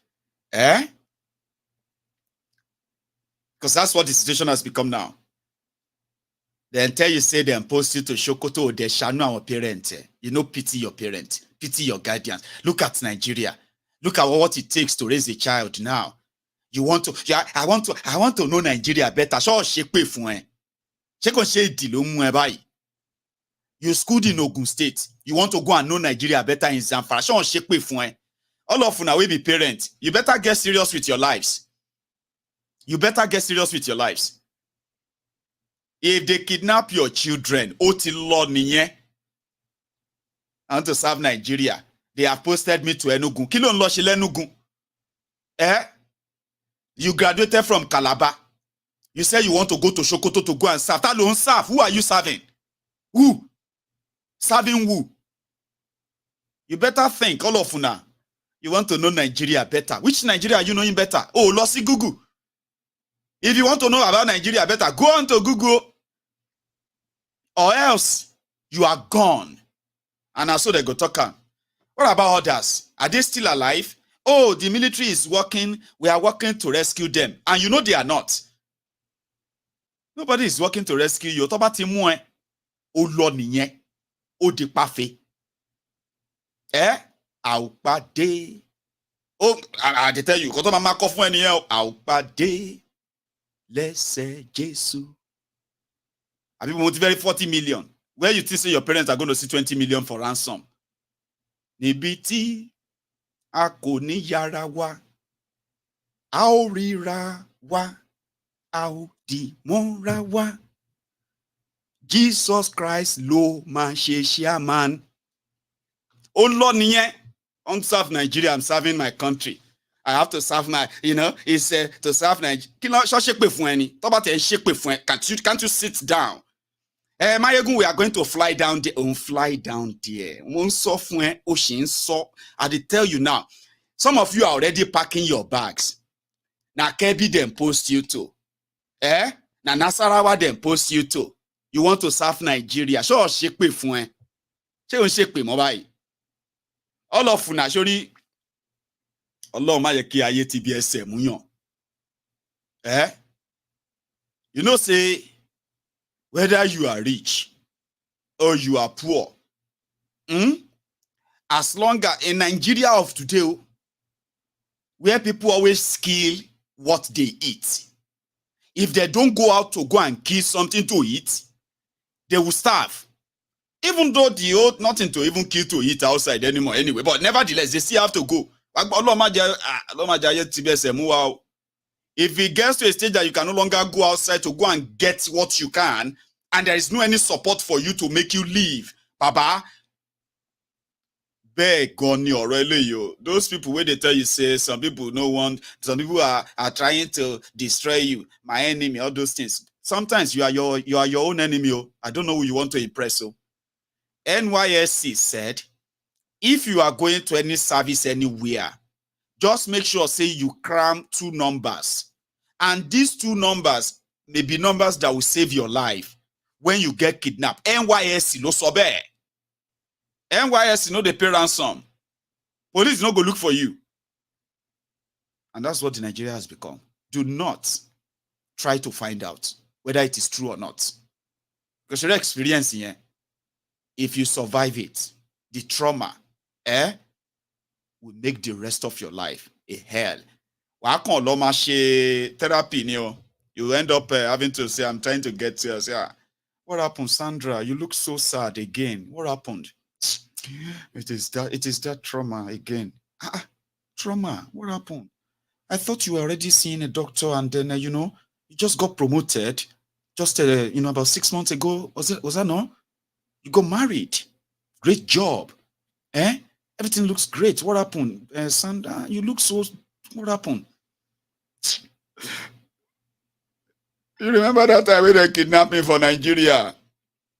Boy, that's what I'm saying. I thought you've gotten help. You've moved on. I don't move on, no. Now 3 months I used there. Trauma, trauma. You know that time where you have to burst out crying. That you have no idea what I'm actually bottling up. Seriously. PTSD, that's what they call it. You have no idea what I've been bottling up. Kilo day, that was 15 years ago. It seems like yesterday. It looks like 15 minutes ago. Trauma long paper. Why do you want to put yourself into that? Why do you want to find out? If you finished at Oshiele, Jacob post Elosoni Kolobo. Kini big deal. If you finish at OAU in Ife, just post Elososogbo or Shunlo Shiwa. Kilo nwa lo si Niger. Why you post you to Oshogbo? You graduated from OOU in Agoiwoye. Make them post you to Ejebode. Kolosa Fumbe. If you graduated in Nasarawa, make them post you to Gusau. There's no point in going to Ekiti. Kilo Veloshi, what do you want to? Munano Gode.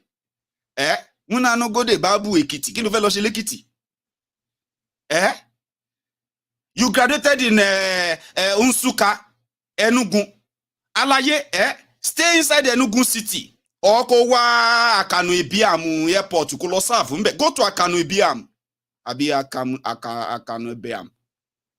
Find somewhere closer. What are you looking for, Vermont, Nigeria? You see, the purpose why they set up that NYSC, the purpose has been defeated. See all of you today. See. All of you will be graduated. See, graduated people who served all over the place in Nigeria. See what you turn to. Bigotti. Go to the bigotti. From north to the east, to the west, to here and there. They do local championship, Champions League of ethnic bigots. Now where they serve everywhere be that too. You met Emeka, met Aliyu, you met Demola, you met everybody from everywhere. You built bond, you built relationship. You were happy. You were mixing with everybody before this Boko Haram came. But today, now you be the champion of I will defend this. Don't talk to me like that. You people are you hate us. I hate you. I hate this speaking. All of you are the mentor. And when I see they tell your junior brothers and sisters to go and serve Nigeria. It's a question no man Rojumomio in Temoto Camilaragon. Or Arabiamo de Lontami. Because myself don't born. As a parent, I can't imagine what it's going to be like. If suddenly go for my daughter says, Daddy, I have been posted to Zamfara. We need definitely to send letter and say,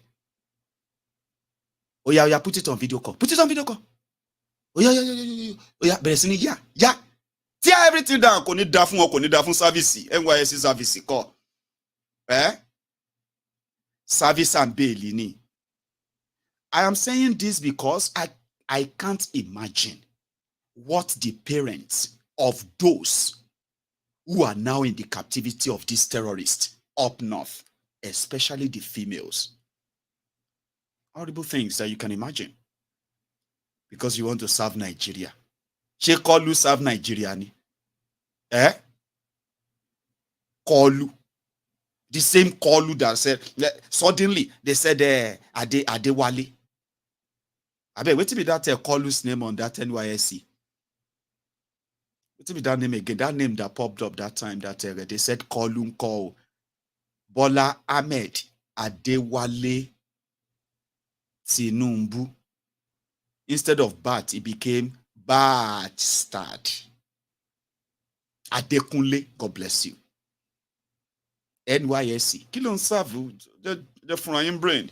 You may be laughing, no, I'm serious. So call your family members. What Ade? What level are you now? Big mommy. I'm currently at a 400 level. But I don't graduate. Graduation. Graduation, man. No, I'm gonna be done. I should be done at so. Osha ma sheton time baba abia here. Then so kiniko phone. Show you when NYSC nonsense that they said they are doing. Do not ever let me hear that they post you to Adamawa or they post you to this or that. Do you understand? And you must let me know if you receive any letter that says they post you to anywhere. You're not going anywhere. And you're not going to miss it. You are not going to miss it. Trust me. Because they usually say, oh, how can you go to school and you did not serve? It is worthless now. Nigeria is living on a borrowed time. Sure you get. Even Kalu that told you that he wants to create a $1 trillion economy. Some of you didn't get the message, did you? Thiefnubu want to create $1 trillion economy for his own set of criminals. When they discovered that Bokwari alone and his gang, they made away with over 300 billion US dollars that could have added value to Nigeria. This money developed, they develop wings into the thin air in 8 years, and they cannot trace it. So $1 trillion economy, where businesses are packing up and leaving. And some of you are still telling yourselves that they are leaving because they cannot compete. My worry, no rush. Here you get. Sonwo is also telling some investors that he also will need 7 trillion naira to build the infrastructure that is going to put Lagos like that of Johannesburg, South Africa. Well, this is the same place where Igbos are targeted, their properties destroyed, demolished, their businesses destroyed. And the whole world is seeing that. People would have to start, like the rest of Nigeria, they will continue to move out whenever the opportunity presents itself. Where value is no longer the reason why people are coming to invest anymore. Just promises, waivers from politicians, tax waivers. Nigeria is broke. Nobody is coming to bring any money in. But if Thiefnubu and his gang, they are ready to give anybody waiver. But because they have no real... Oh, God damn it, man. This is what happened, right? They ended up announcing, the same people who are announcing that they want to give everyone the atmosphere, easy peasy atmosphere to do business. Suddenly they are now saying, if you want to register for business in Nigeria, you have to give them $100,000.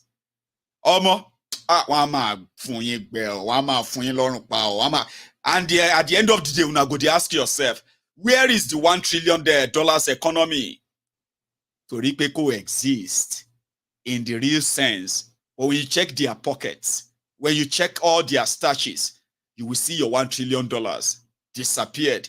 How can Thiefnubu mop up $1 trillion from this contraption in 8 years? Of course, you have no idea what these guys are up to.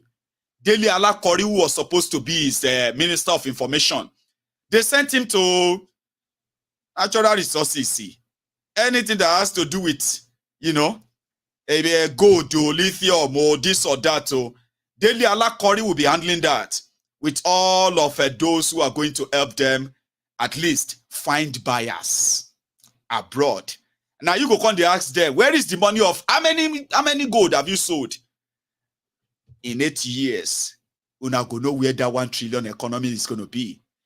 But Sonweku, that met with some business community in Lagos today, he was telling them, Lagos is ready to do business with you. Really?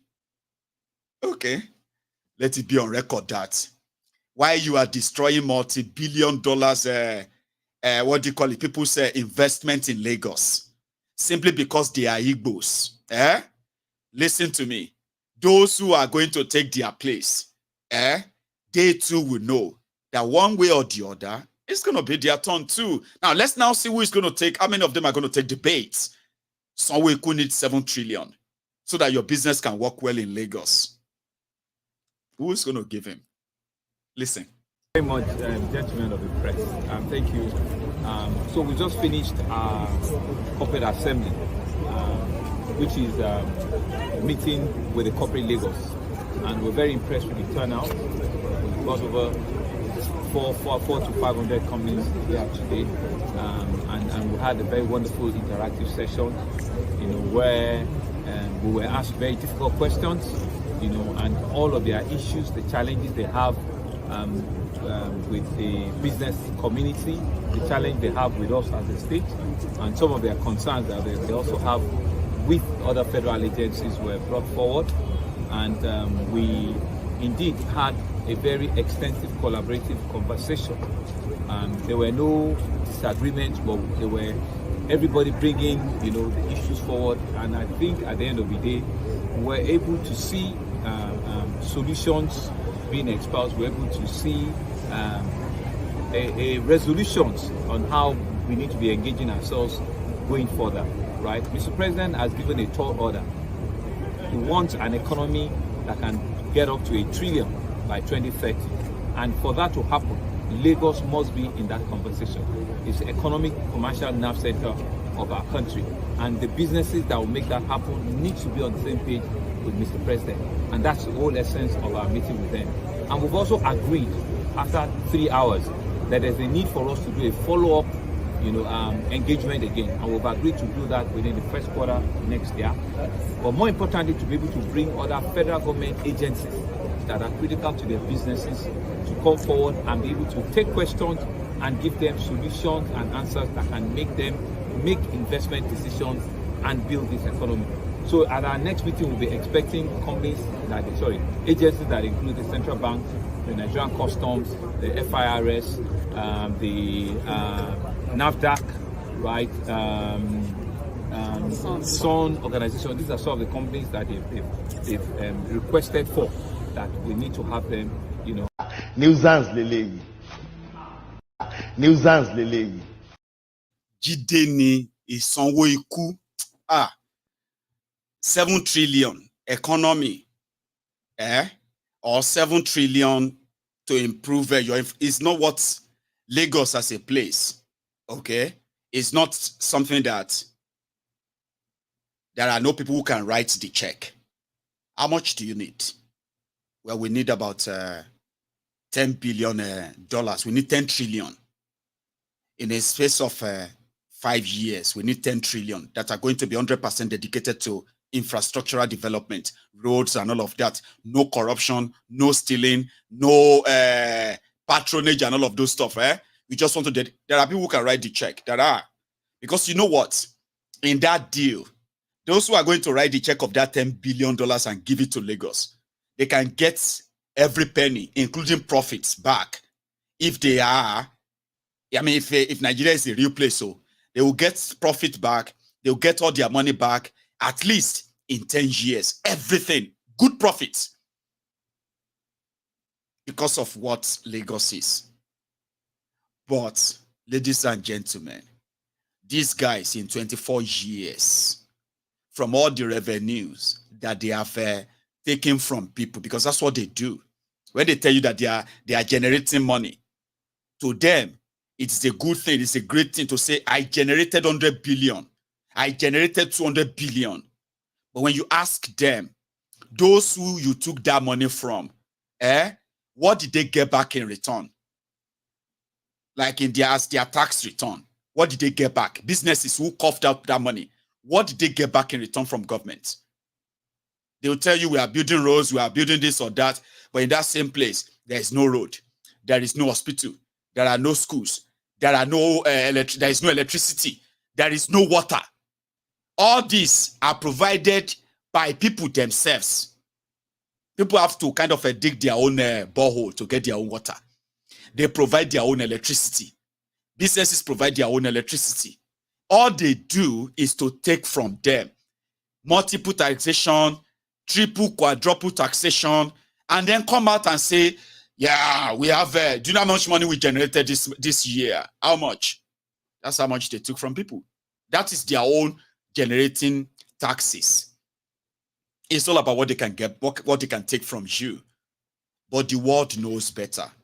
Whatever it is, that is the potential that, that Lagos has right now, it is not being fully utilized because of the greed of few people who have cornered our resources for their own use.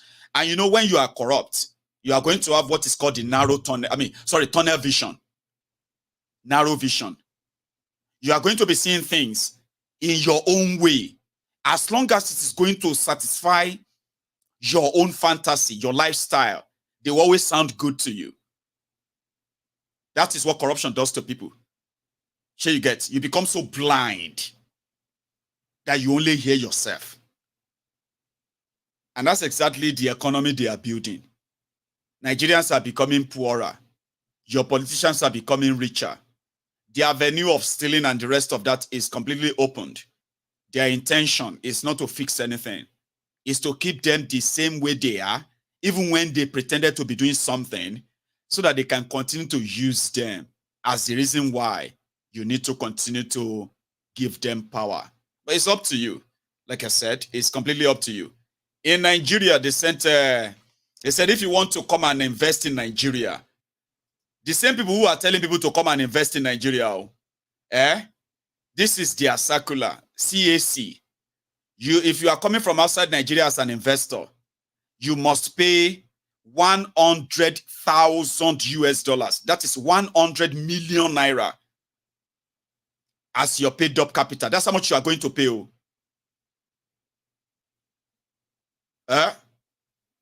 To them. Now, if you go to Rwanda, that you want to go and start a business in Rwanda and set up a business in Rwanda, this is what you need. To register your company is free. In some countries, with $50 or $20, you can register your company, because that registration is not what really matters to them. What matters to them is what's your business, your turnover, and the taxes they are going to take from you. How many people are you going to employ? That is what government want to use your business for. Government doesn't have any business in business. But in Nigeria, if you are a foreigner who is coming to invest in Nigeria, after fighting tooth and nail to get Nigeria visa, or get Nigeria visa for your worker, for your staff, when you get to Nigeria, you have to pay 100,000 US dollars to the Corporate Affairs Commission of Nigeria. Then that is your business registered. So it will now start, it will be the next stage of building that business. So you now have to go and deal with the real Nigerians who are going to set up your, whether it is factory or whatever it is. So then when you finally build the business, apart from those who are going to be coming to come and take money from you, Nigeria Custom, hey, I don't know if some of you have heard this, but I'm going to tell you tonight. There are Nigerians who are in business with so many foreign nationals in Nigeria. But there is a common story, or there is a common experience that a lot of them have been dealing with all through the time they have been doing their businesses. What corruption is doing to them, I'll tell you. You see, when you want to bring in expatriates to come and work for you in Nigeria, there are some procedures and processes that you have to follow before they get their visa. Now, once they get their visa and they are in Nigeria, okay, now you have the Nigerian immigration that is saddled just like the ICE in America, or the immigration officers in the UK, who always come and pick people up in the middle of the night or stop you on the road or come to your place of work to arrest or check your ID. You know, those people outside, they have them in Nigeria too. But the difference is this. When those ones come after you, they believe they are coming after illegal immigrants. You are not supposed to be working, but you are working in their country. You become illegal immigrant. They come after you, right? In Nigeria, even though I'm not saying there are no illegal immigrants in Nigeria who are working without legal papers in Nigeria, I'm not going to say no. But we are talking about those who actually have businesses, whose workers are expatriates. They have all their papers intact, everything is fine, but the staff or the agents of the Nigerian immigration, they have a squad like that of a SARS of Nigeria Police. That squad goes to businesses where expatriates are working. It doesn't matter the kind of project they are doing for you in Nigeria. But if they know that your firm always hire expatriates to Nigeria to come and work, the Nigerian immigration officers, if you don't want them to be disturbing your expatriates, you will need to befriend the leader of the immigration. Yes, you heard me right. Ask those who have expatriate as staff in Nigeria. They will tell you this. Because if they don't go there to pay them, this is not like you have staff who are illegitimate. Well, even if you have staff who don't have who are illegal, illegal immigrants in Nigeria, how would the immigration know when the deal is that they don't give a damn? Just come and bribe us. You need to come and see us, or else they say Nigerian immigration can just go straight to those businesses, round up all those expatriates, American or German or British or Indian or Pakistani or anywhere you come from, they will pack all of them, okay? And before you know it, deportation straight. You know, it's immigration. They can just cancel your visa. Somebody can just... So one guy shared his story. He brought in the expatriate and they are actually doing something, working on his, what have you, papers, everything fine. Then they called him that he needs to come to so and sooner, because as they are talking now, they've already put, they are about to put all his expatriates, about 12 of them, they're about to put them on the next flight out of Nigeria back to where they come from. And this guy spent so much money to bring these guys in.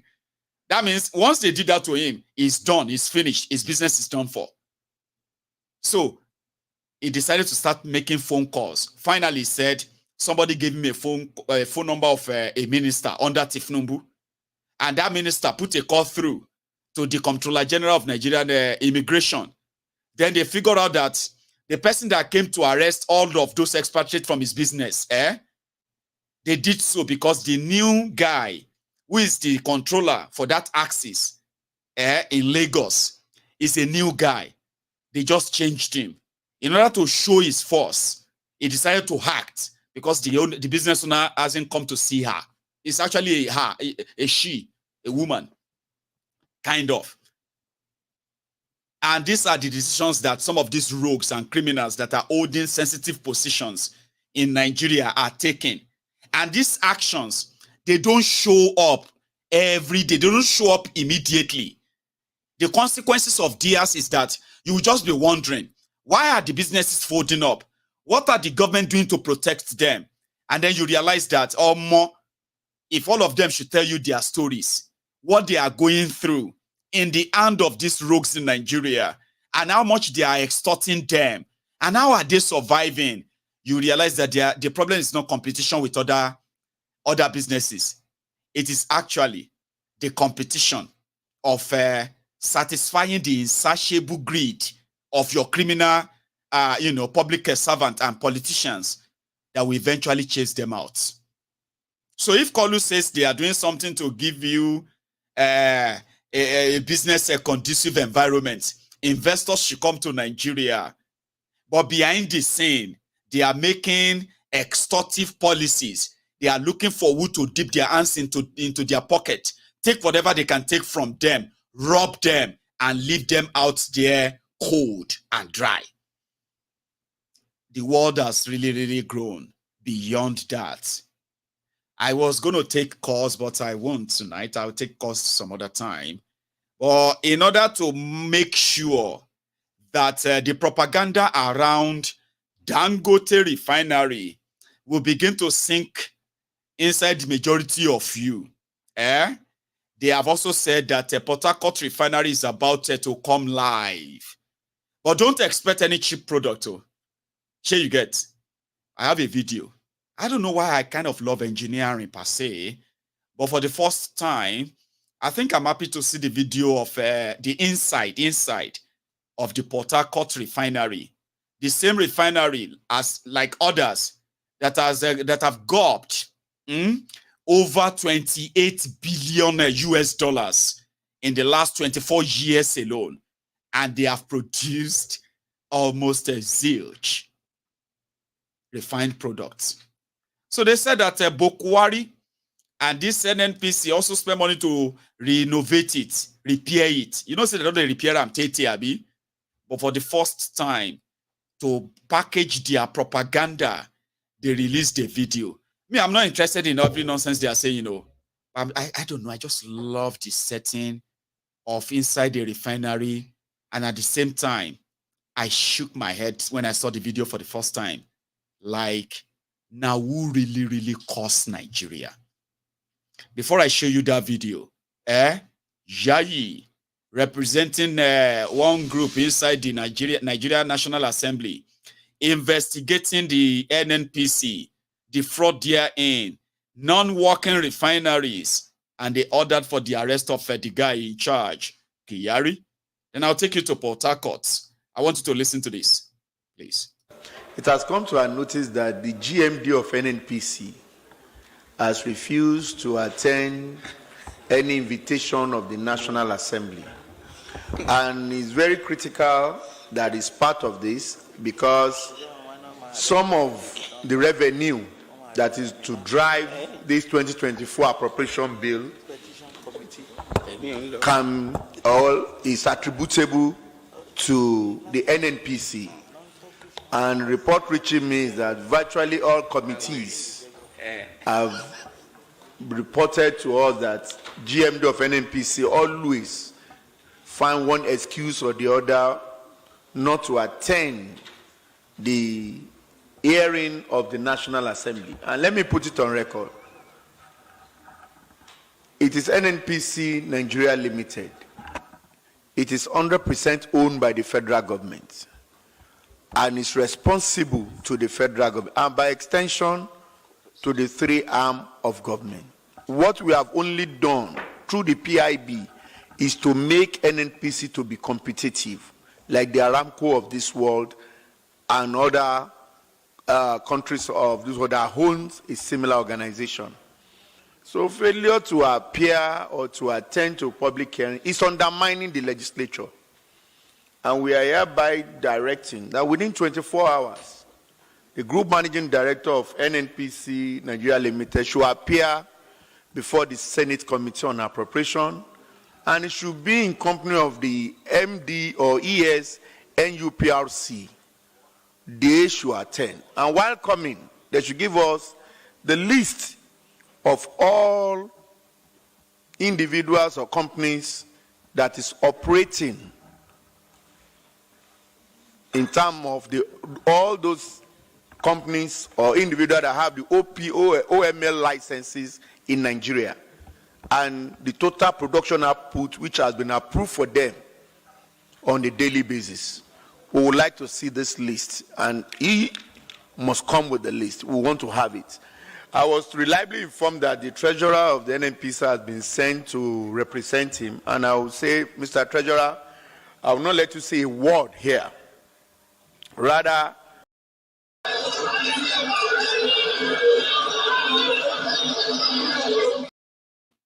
I command you, let me say a word. So let's just leave that anyway. At a point, they actually ordered for the arrest of Kyari. It's just theatrical. Theater or theater. See, Oyibo get you. You know, they'll say, when you say, wait, me as I am now, what will you call me? Like God created me. Sure you get. And when you say, what will you call me? Like a what? Creature. Until when they told me, like one day, Agbeke's dad was here. And this was me. We're having a chat, very interesting conversation. And I just observed that every time I said, all the creatures, all the God's creatures, every time I said, I would just be like, and I'm like, what did they worry this way? They don't boju je. Me saw that Danny. Then as Oyinbo, go say, oh, creatures. No, it's creatures. So creatures. So oh, I actually forgot what I wanted to say to you about that. I'm talking about Oyinbo here, like, you know, when they try to sort of correct you and say, you know, you didn't say that right and all that.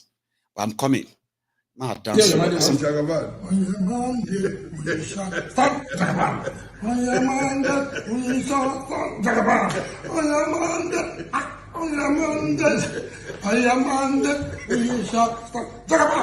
sir.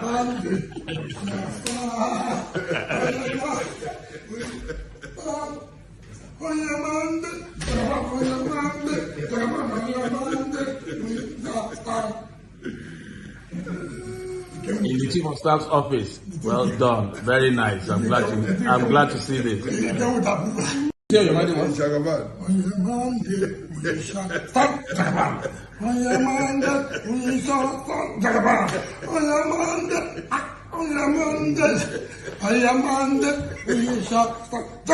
Yes, sir.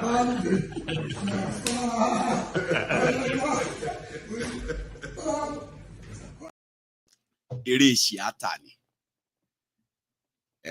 Yorubas understand that you say ere siata ni. And just like I said, what Yayi was doing there is also theatrical. So I wanted to say, you know, say we have a theater where, you know, theater and theater. So theater is where you go and watch films, Abby. Then theater, that one is where you go for operation. Babe, can you hear me? Sorry, which one is what do you call theater or theater? Again? Theater? Which one is that? Where you get operated, right? So which one is where you go to watch movie? I know, but how do you pronounce it? Same word, right? Theater? Theater or theater? Okay, thank you. So I got that, was like, I was, you know, that is pretty much like a theatrical. Theater. Oje Twitter. Theater. Anyway, let's see. Should we go see, what do you call it? Tiadiola Yayi, all that is called theatrical. They won't know who is who, where money day, and as much as possible, that is the mission of a call. Because see that different meaning.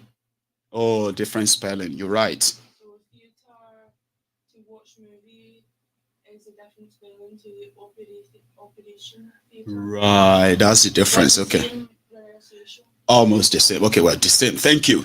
So, pretty much like theatrical. So I'm just getting lectured on that, which is great. I wish you could sit down there and just like do that partner and all that, but that's just off the mark. They want to know where this whole thing is. Tell us, so that sure you get, we can know how to get to our $1 trillion economy. But like I told you, when I saw the video of the Port Harcourt refinery, I was like, oh, I don't know, I just like the whole thing. And I really asked myself, like, now who costs Nigeria? You have about 5 different refineries built. They were working. They were working. They were working at over 50% capacity in 2015 until they got to 0 capacity, despite the billions of supposed dollars they spent.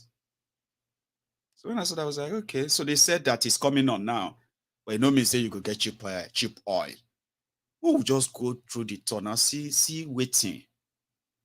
They built, and still, you Nigerians, you were supposed to be butchers. We can't chop bones. And you're not patate and jegogo. Butchers speaking where they chop bones like dogs. You have oil, crude oil. The same crude oil that they have in UAE, they have in Saudi Arabia, they have in all these places, and they are actually living the life of people who get crude oil and get other resources. But in Nigeria,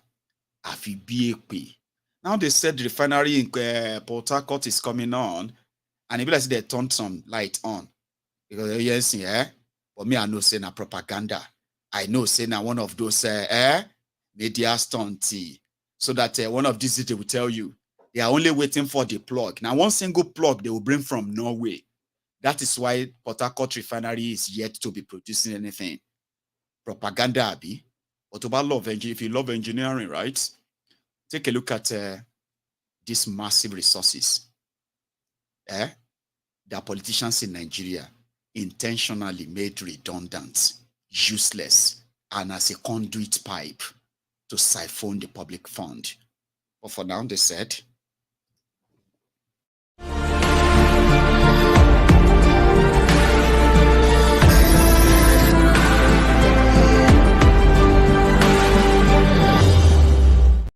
I don't like that. I've already sort of cut off all those sound, and I don't want, I don't want them to come back and say, oh yeah, that sound there at what do you call it?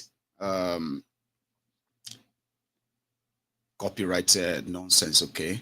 So I'm going to say, give me a sec. I will be back. But until then, kind of take this one about the relationship between money and power.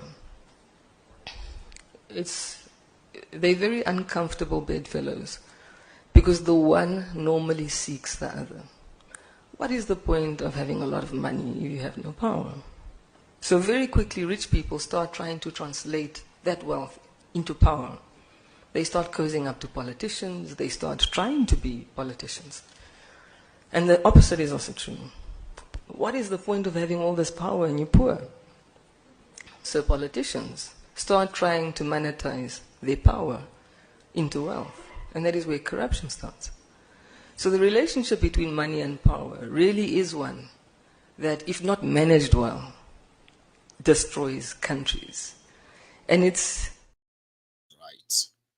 So, you know what? I'll show you that some other time. My time is up now, and I'm going to say thank you to those of you who have spent your evening with me tonight. And tomorrow is another night, okay? So when I come on, we can have an extensive conversation afterward, okay? So thank you. And remember, before you go tonight, go on and like that video. That is your own offering. And if you have done it already, don't do it again so that you don't take it back. So thank you to every one of you. I will see you some other time, okay? And until then, stay safe. And you have a wonderful night. And weekend too. Good night.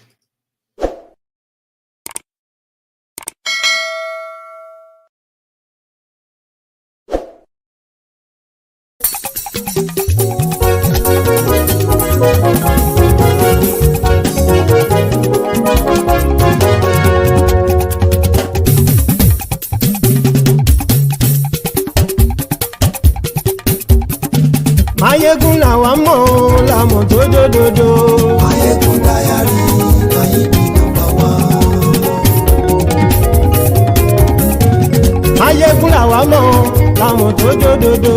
Máyégún diary náírà number one. Máyégún ti dé o ọ̀rẹ́ ará ìlú. Máyégún diary náírà number one. Lórí Facebook lórí YouTube. Máyégún diary náírà number one.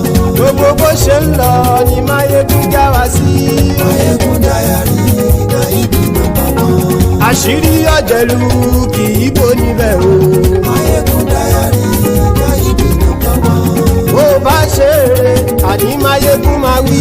Máyégún diary náírà number one. Ó sì tún ṣe eré wàá gbọ́ níbẹ̀ o. Máyégún diary náírà number one. Máyégún diary politico. Máyégún diary náírà number one. Godfatherism kò sí lọ́rọ̀ Máyégún. Máyégún diary náírà number one. Ẹ farabalẹ̀ sẹ́ o kẹgọ́rọ̀ lẹ́nu. Máyégún diary náírà number one. Àní Máyégún làwa mọ̀ tó dòdòdò. Máyégún diary náírà number one.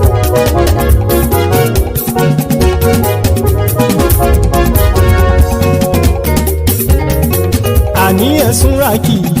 Máyégún ti dé. Máyégún ti dé. Ọ̀jẹ̀lú ẹ̀sùn ràkì. Máyégún ti dé. Àní ẹ̀sùn ràkì. Máyégún ti dé. Lórí Facebook. Máyégún ti dé. Àní ẹ̀sùn ràkì. Máyégún ti dé. Lórí YouTube. Máyégún ti dé. Àní ẹ̀sùn ràkì. Máyégún ti dé. Bọ́ bàbá gbé wúrẹ́. Máyégún máa wí. Àní ẹ̀sùn ràkì. Máyégún ti dé. Ijó ìgbádìyẹ. Máyégún máa wí. Àní ẹ̀sùn ràkì. Máyégún ti dé. Bí pẹ̀sìdó bá rúfin o. Máyégún máa wí. Àní ẹ̀sùn ràkì. Máyégún ti dé. Bí gómìnà kówó jẹ. Máyégún máa wí. Àní ẹ̀sùn ràkì. Máyégún ti dé. Ọlọ́pàá tí ń gba rìbá. Máyégún máa wí. Àní ẹ̀sùn ràkì. Máyégún ti dé. Aṣòfin tí ń rúfin o. Máyégún máa wí. Àní ẹ̀sùn ràkì. Máyégún ti dé. Òpùrọ́ olóṣèlú. Máyégún máa wí. Àní ẹ̀sùn ràkì. Máyégún ti dé. Ọ̀jẹ̀lú ẹ̀sùn ràkì. Máyégún ti dé. Àní ẹ̀sùn ràkì. Máyégún ti dé.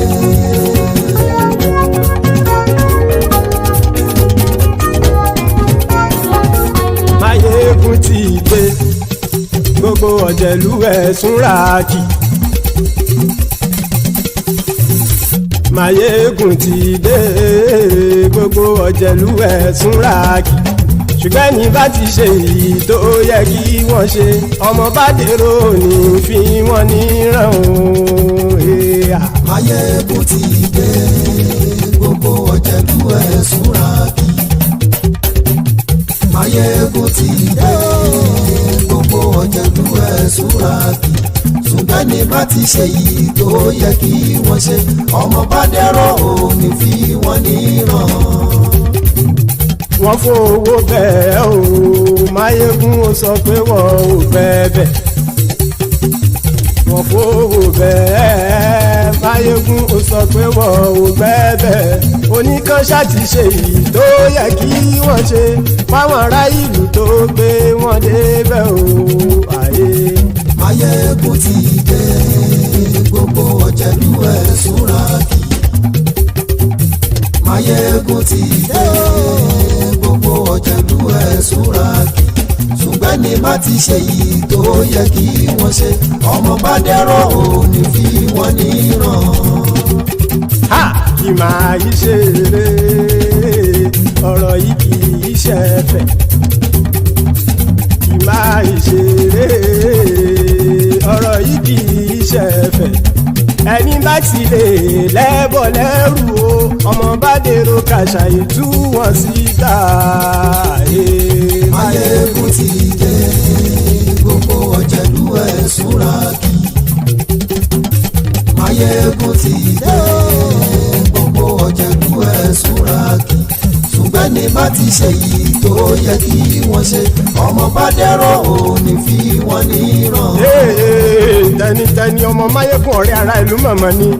mo fọlọ́run sọ ẹ̀ bá kìlẹ́bù lóòótọ́ olódodo ìlú ọ̀tá ìlú mọ̀mọ́ ni ìwọ ṣá máa ń ṣọ́ra kò sì mọ́ bẹ̀rù bọ́tà ń lè rí bóníṣègùn lé káwọn mọ̀mọ́ fi ṣera wọn ni ó ti dẹrùn tí wọn ò gbọ́dọ̀ sè mọ́bẹ̀. èèpo ọ̀bọ lọmọ bá dérò tàjẹ́ ò gbọ́dọ̀ jẹ́ ó ti jọba lórí àbínú ẹni kò sì mọ́ bùyà àìsíwọ́lu ní ẹnìkẹ́ ìgbódì ẹyin lábàrá o ó kó ẹni tó bá dán wò á kàmù máyé ń ti dé gbogbo ọ̀jẹ̀lú ẹ̀ túnra kì Máyégún ti dé gbogbo ọ̀jẹ̀lú ẹ̀ túnra kì o ẹni bá ti ṣe yìí tó yẹ kí wọ́n ṣe ọmọ bá dèrò òní fi wọ́n níran o. Máyégún ti dé gbogbo ọ̀jẹ̀lú ẹ̀ túnra kì. Máyégún ti dé gbogbo ọ̀jẹ̀lú ẹ̀ túnra kì. Ṣùgbọ́n ní bá ti ṣe yìí tó yẹ kí wọ́n ṣe ọmọ bá dẹ́rọ̀ òní fi wọ́n níran.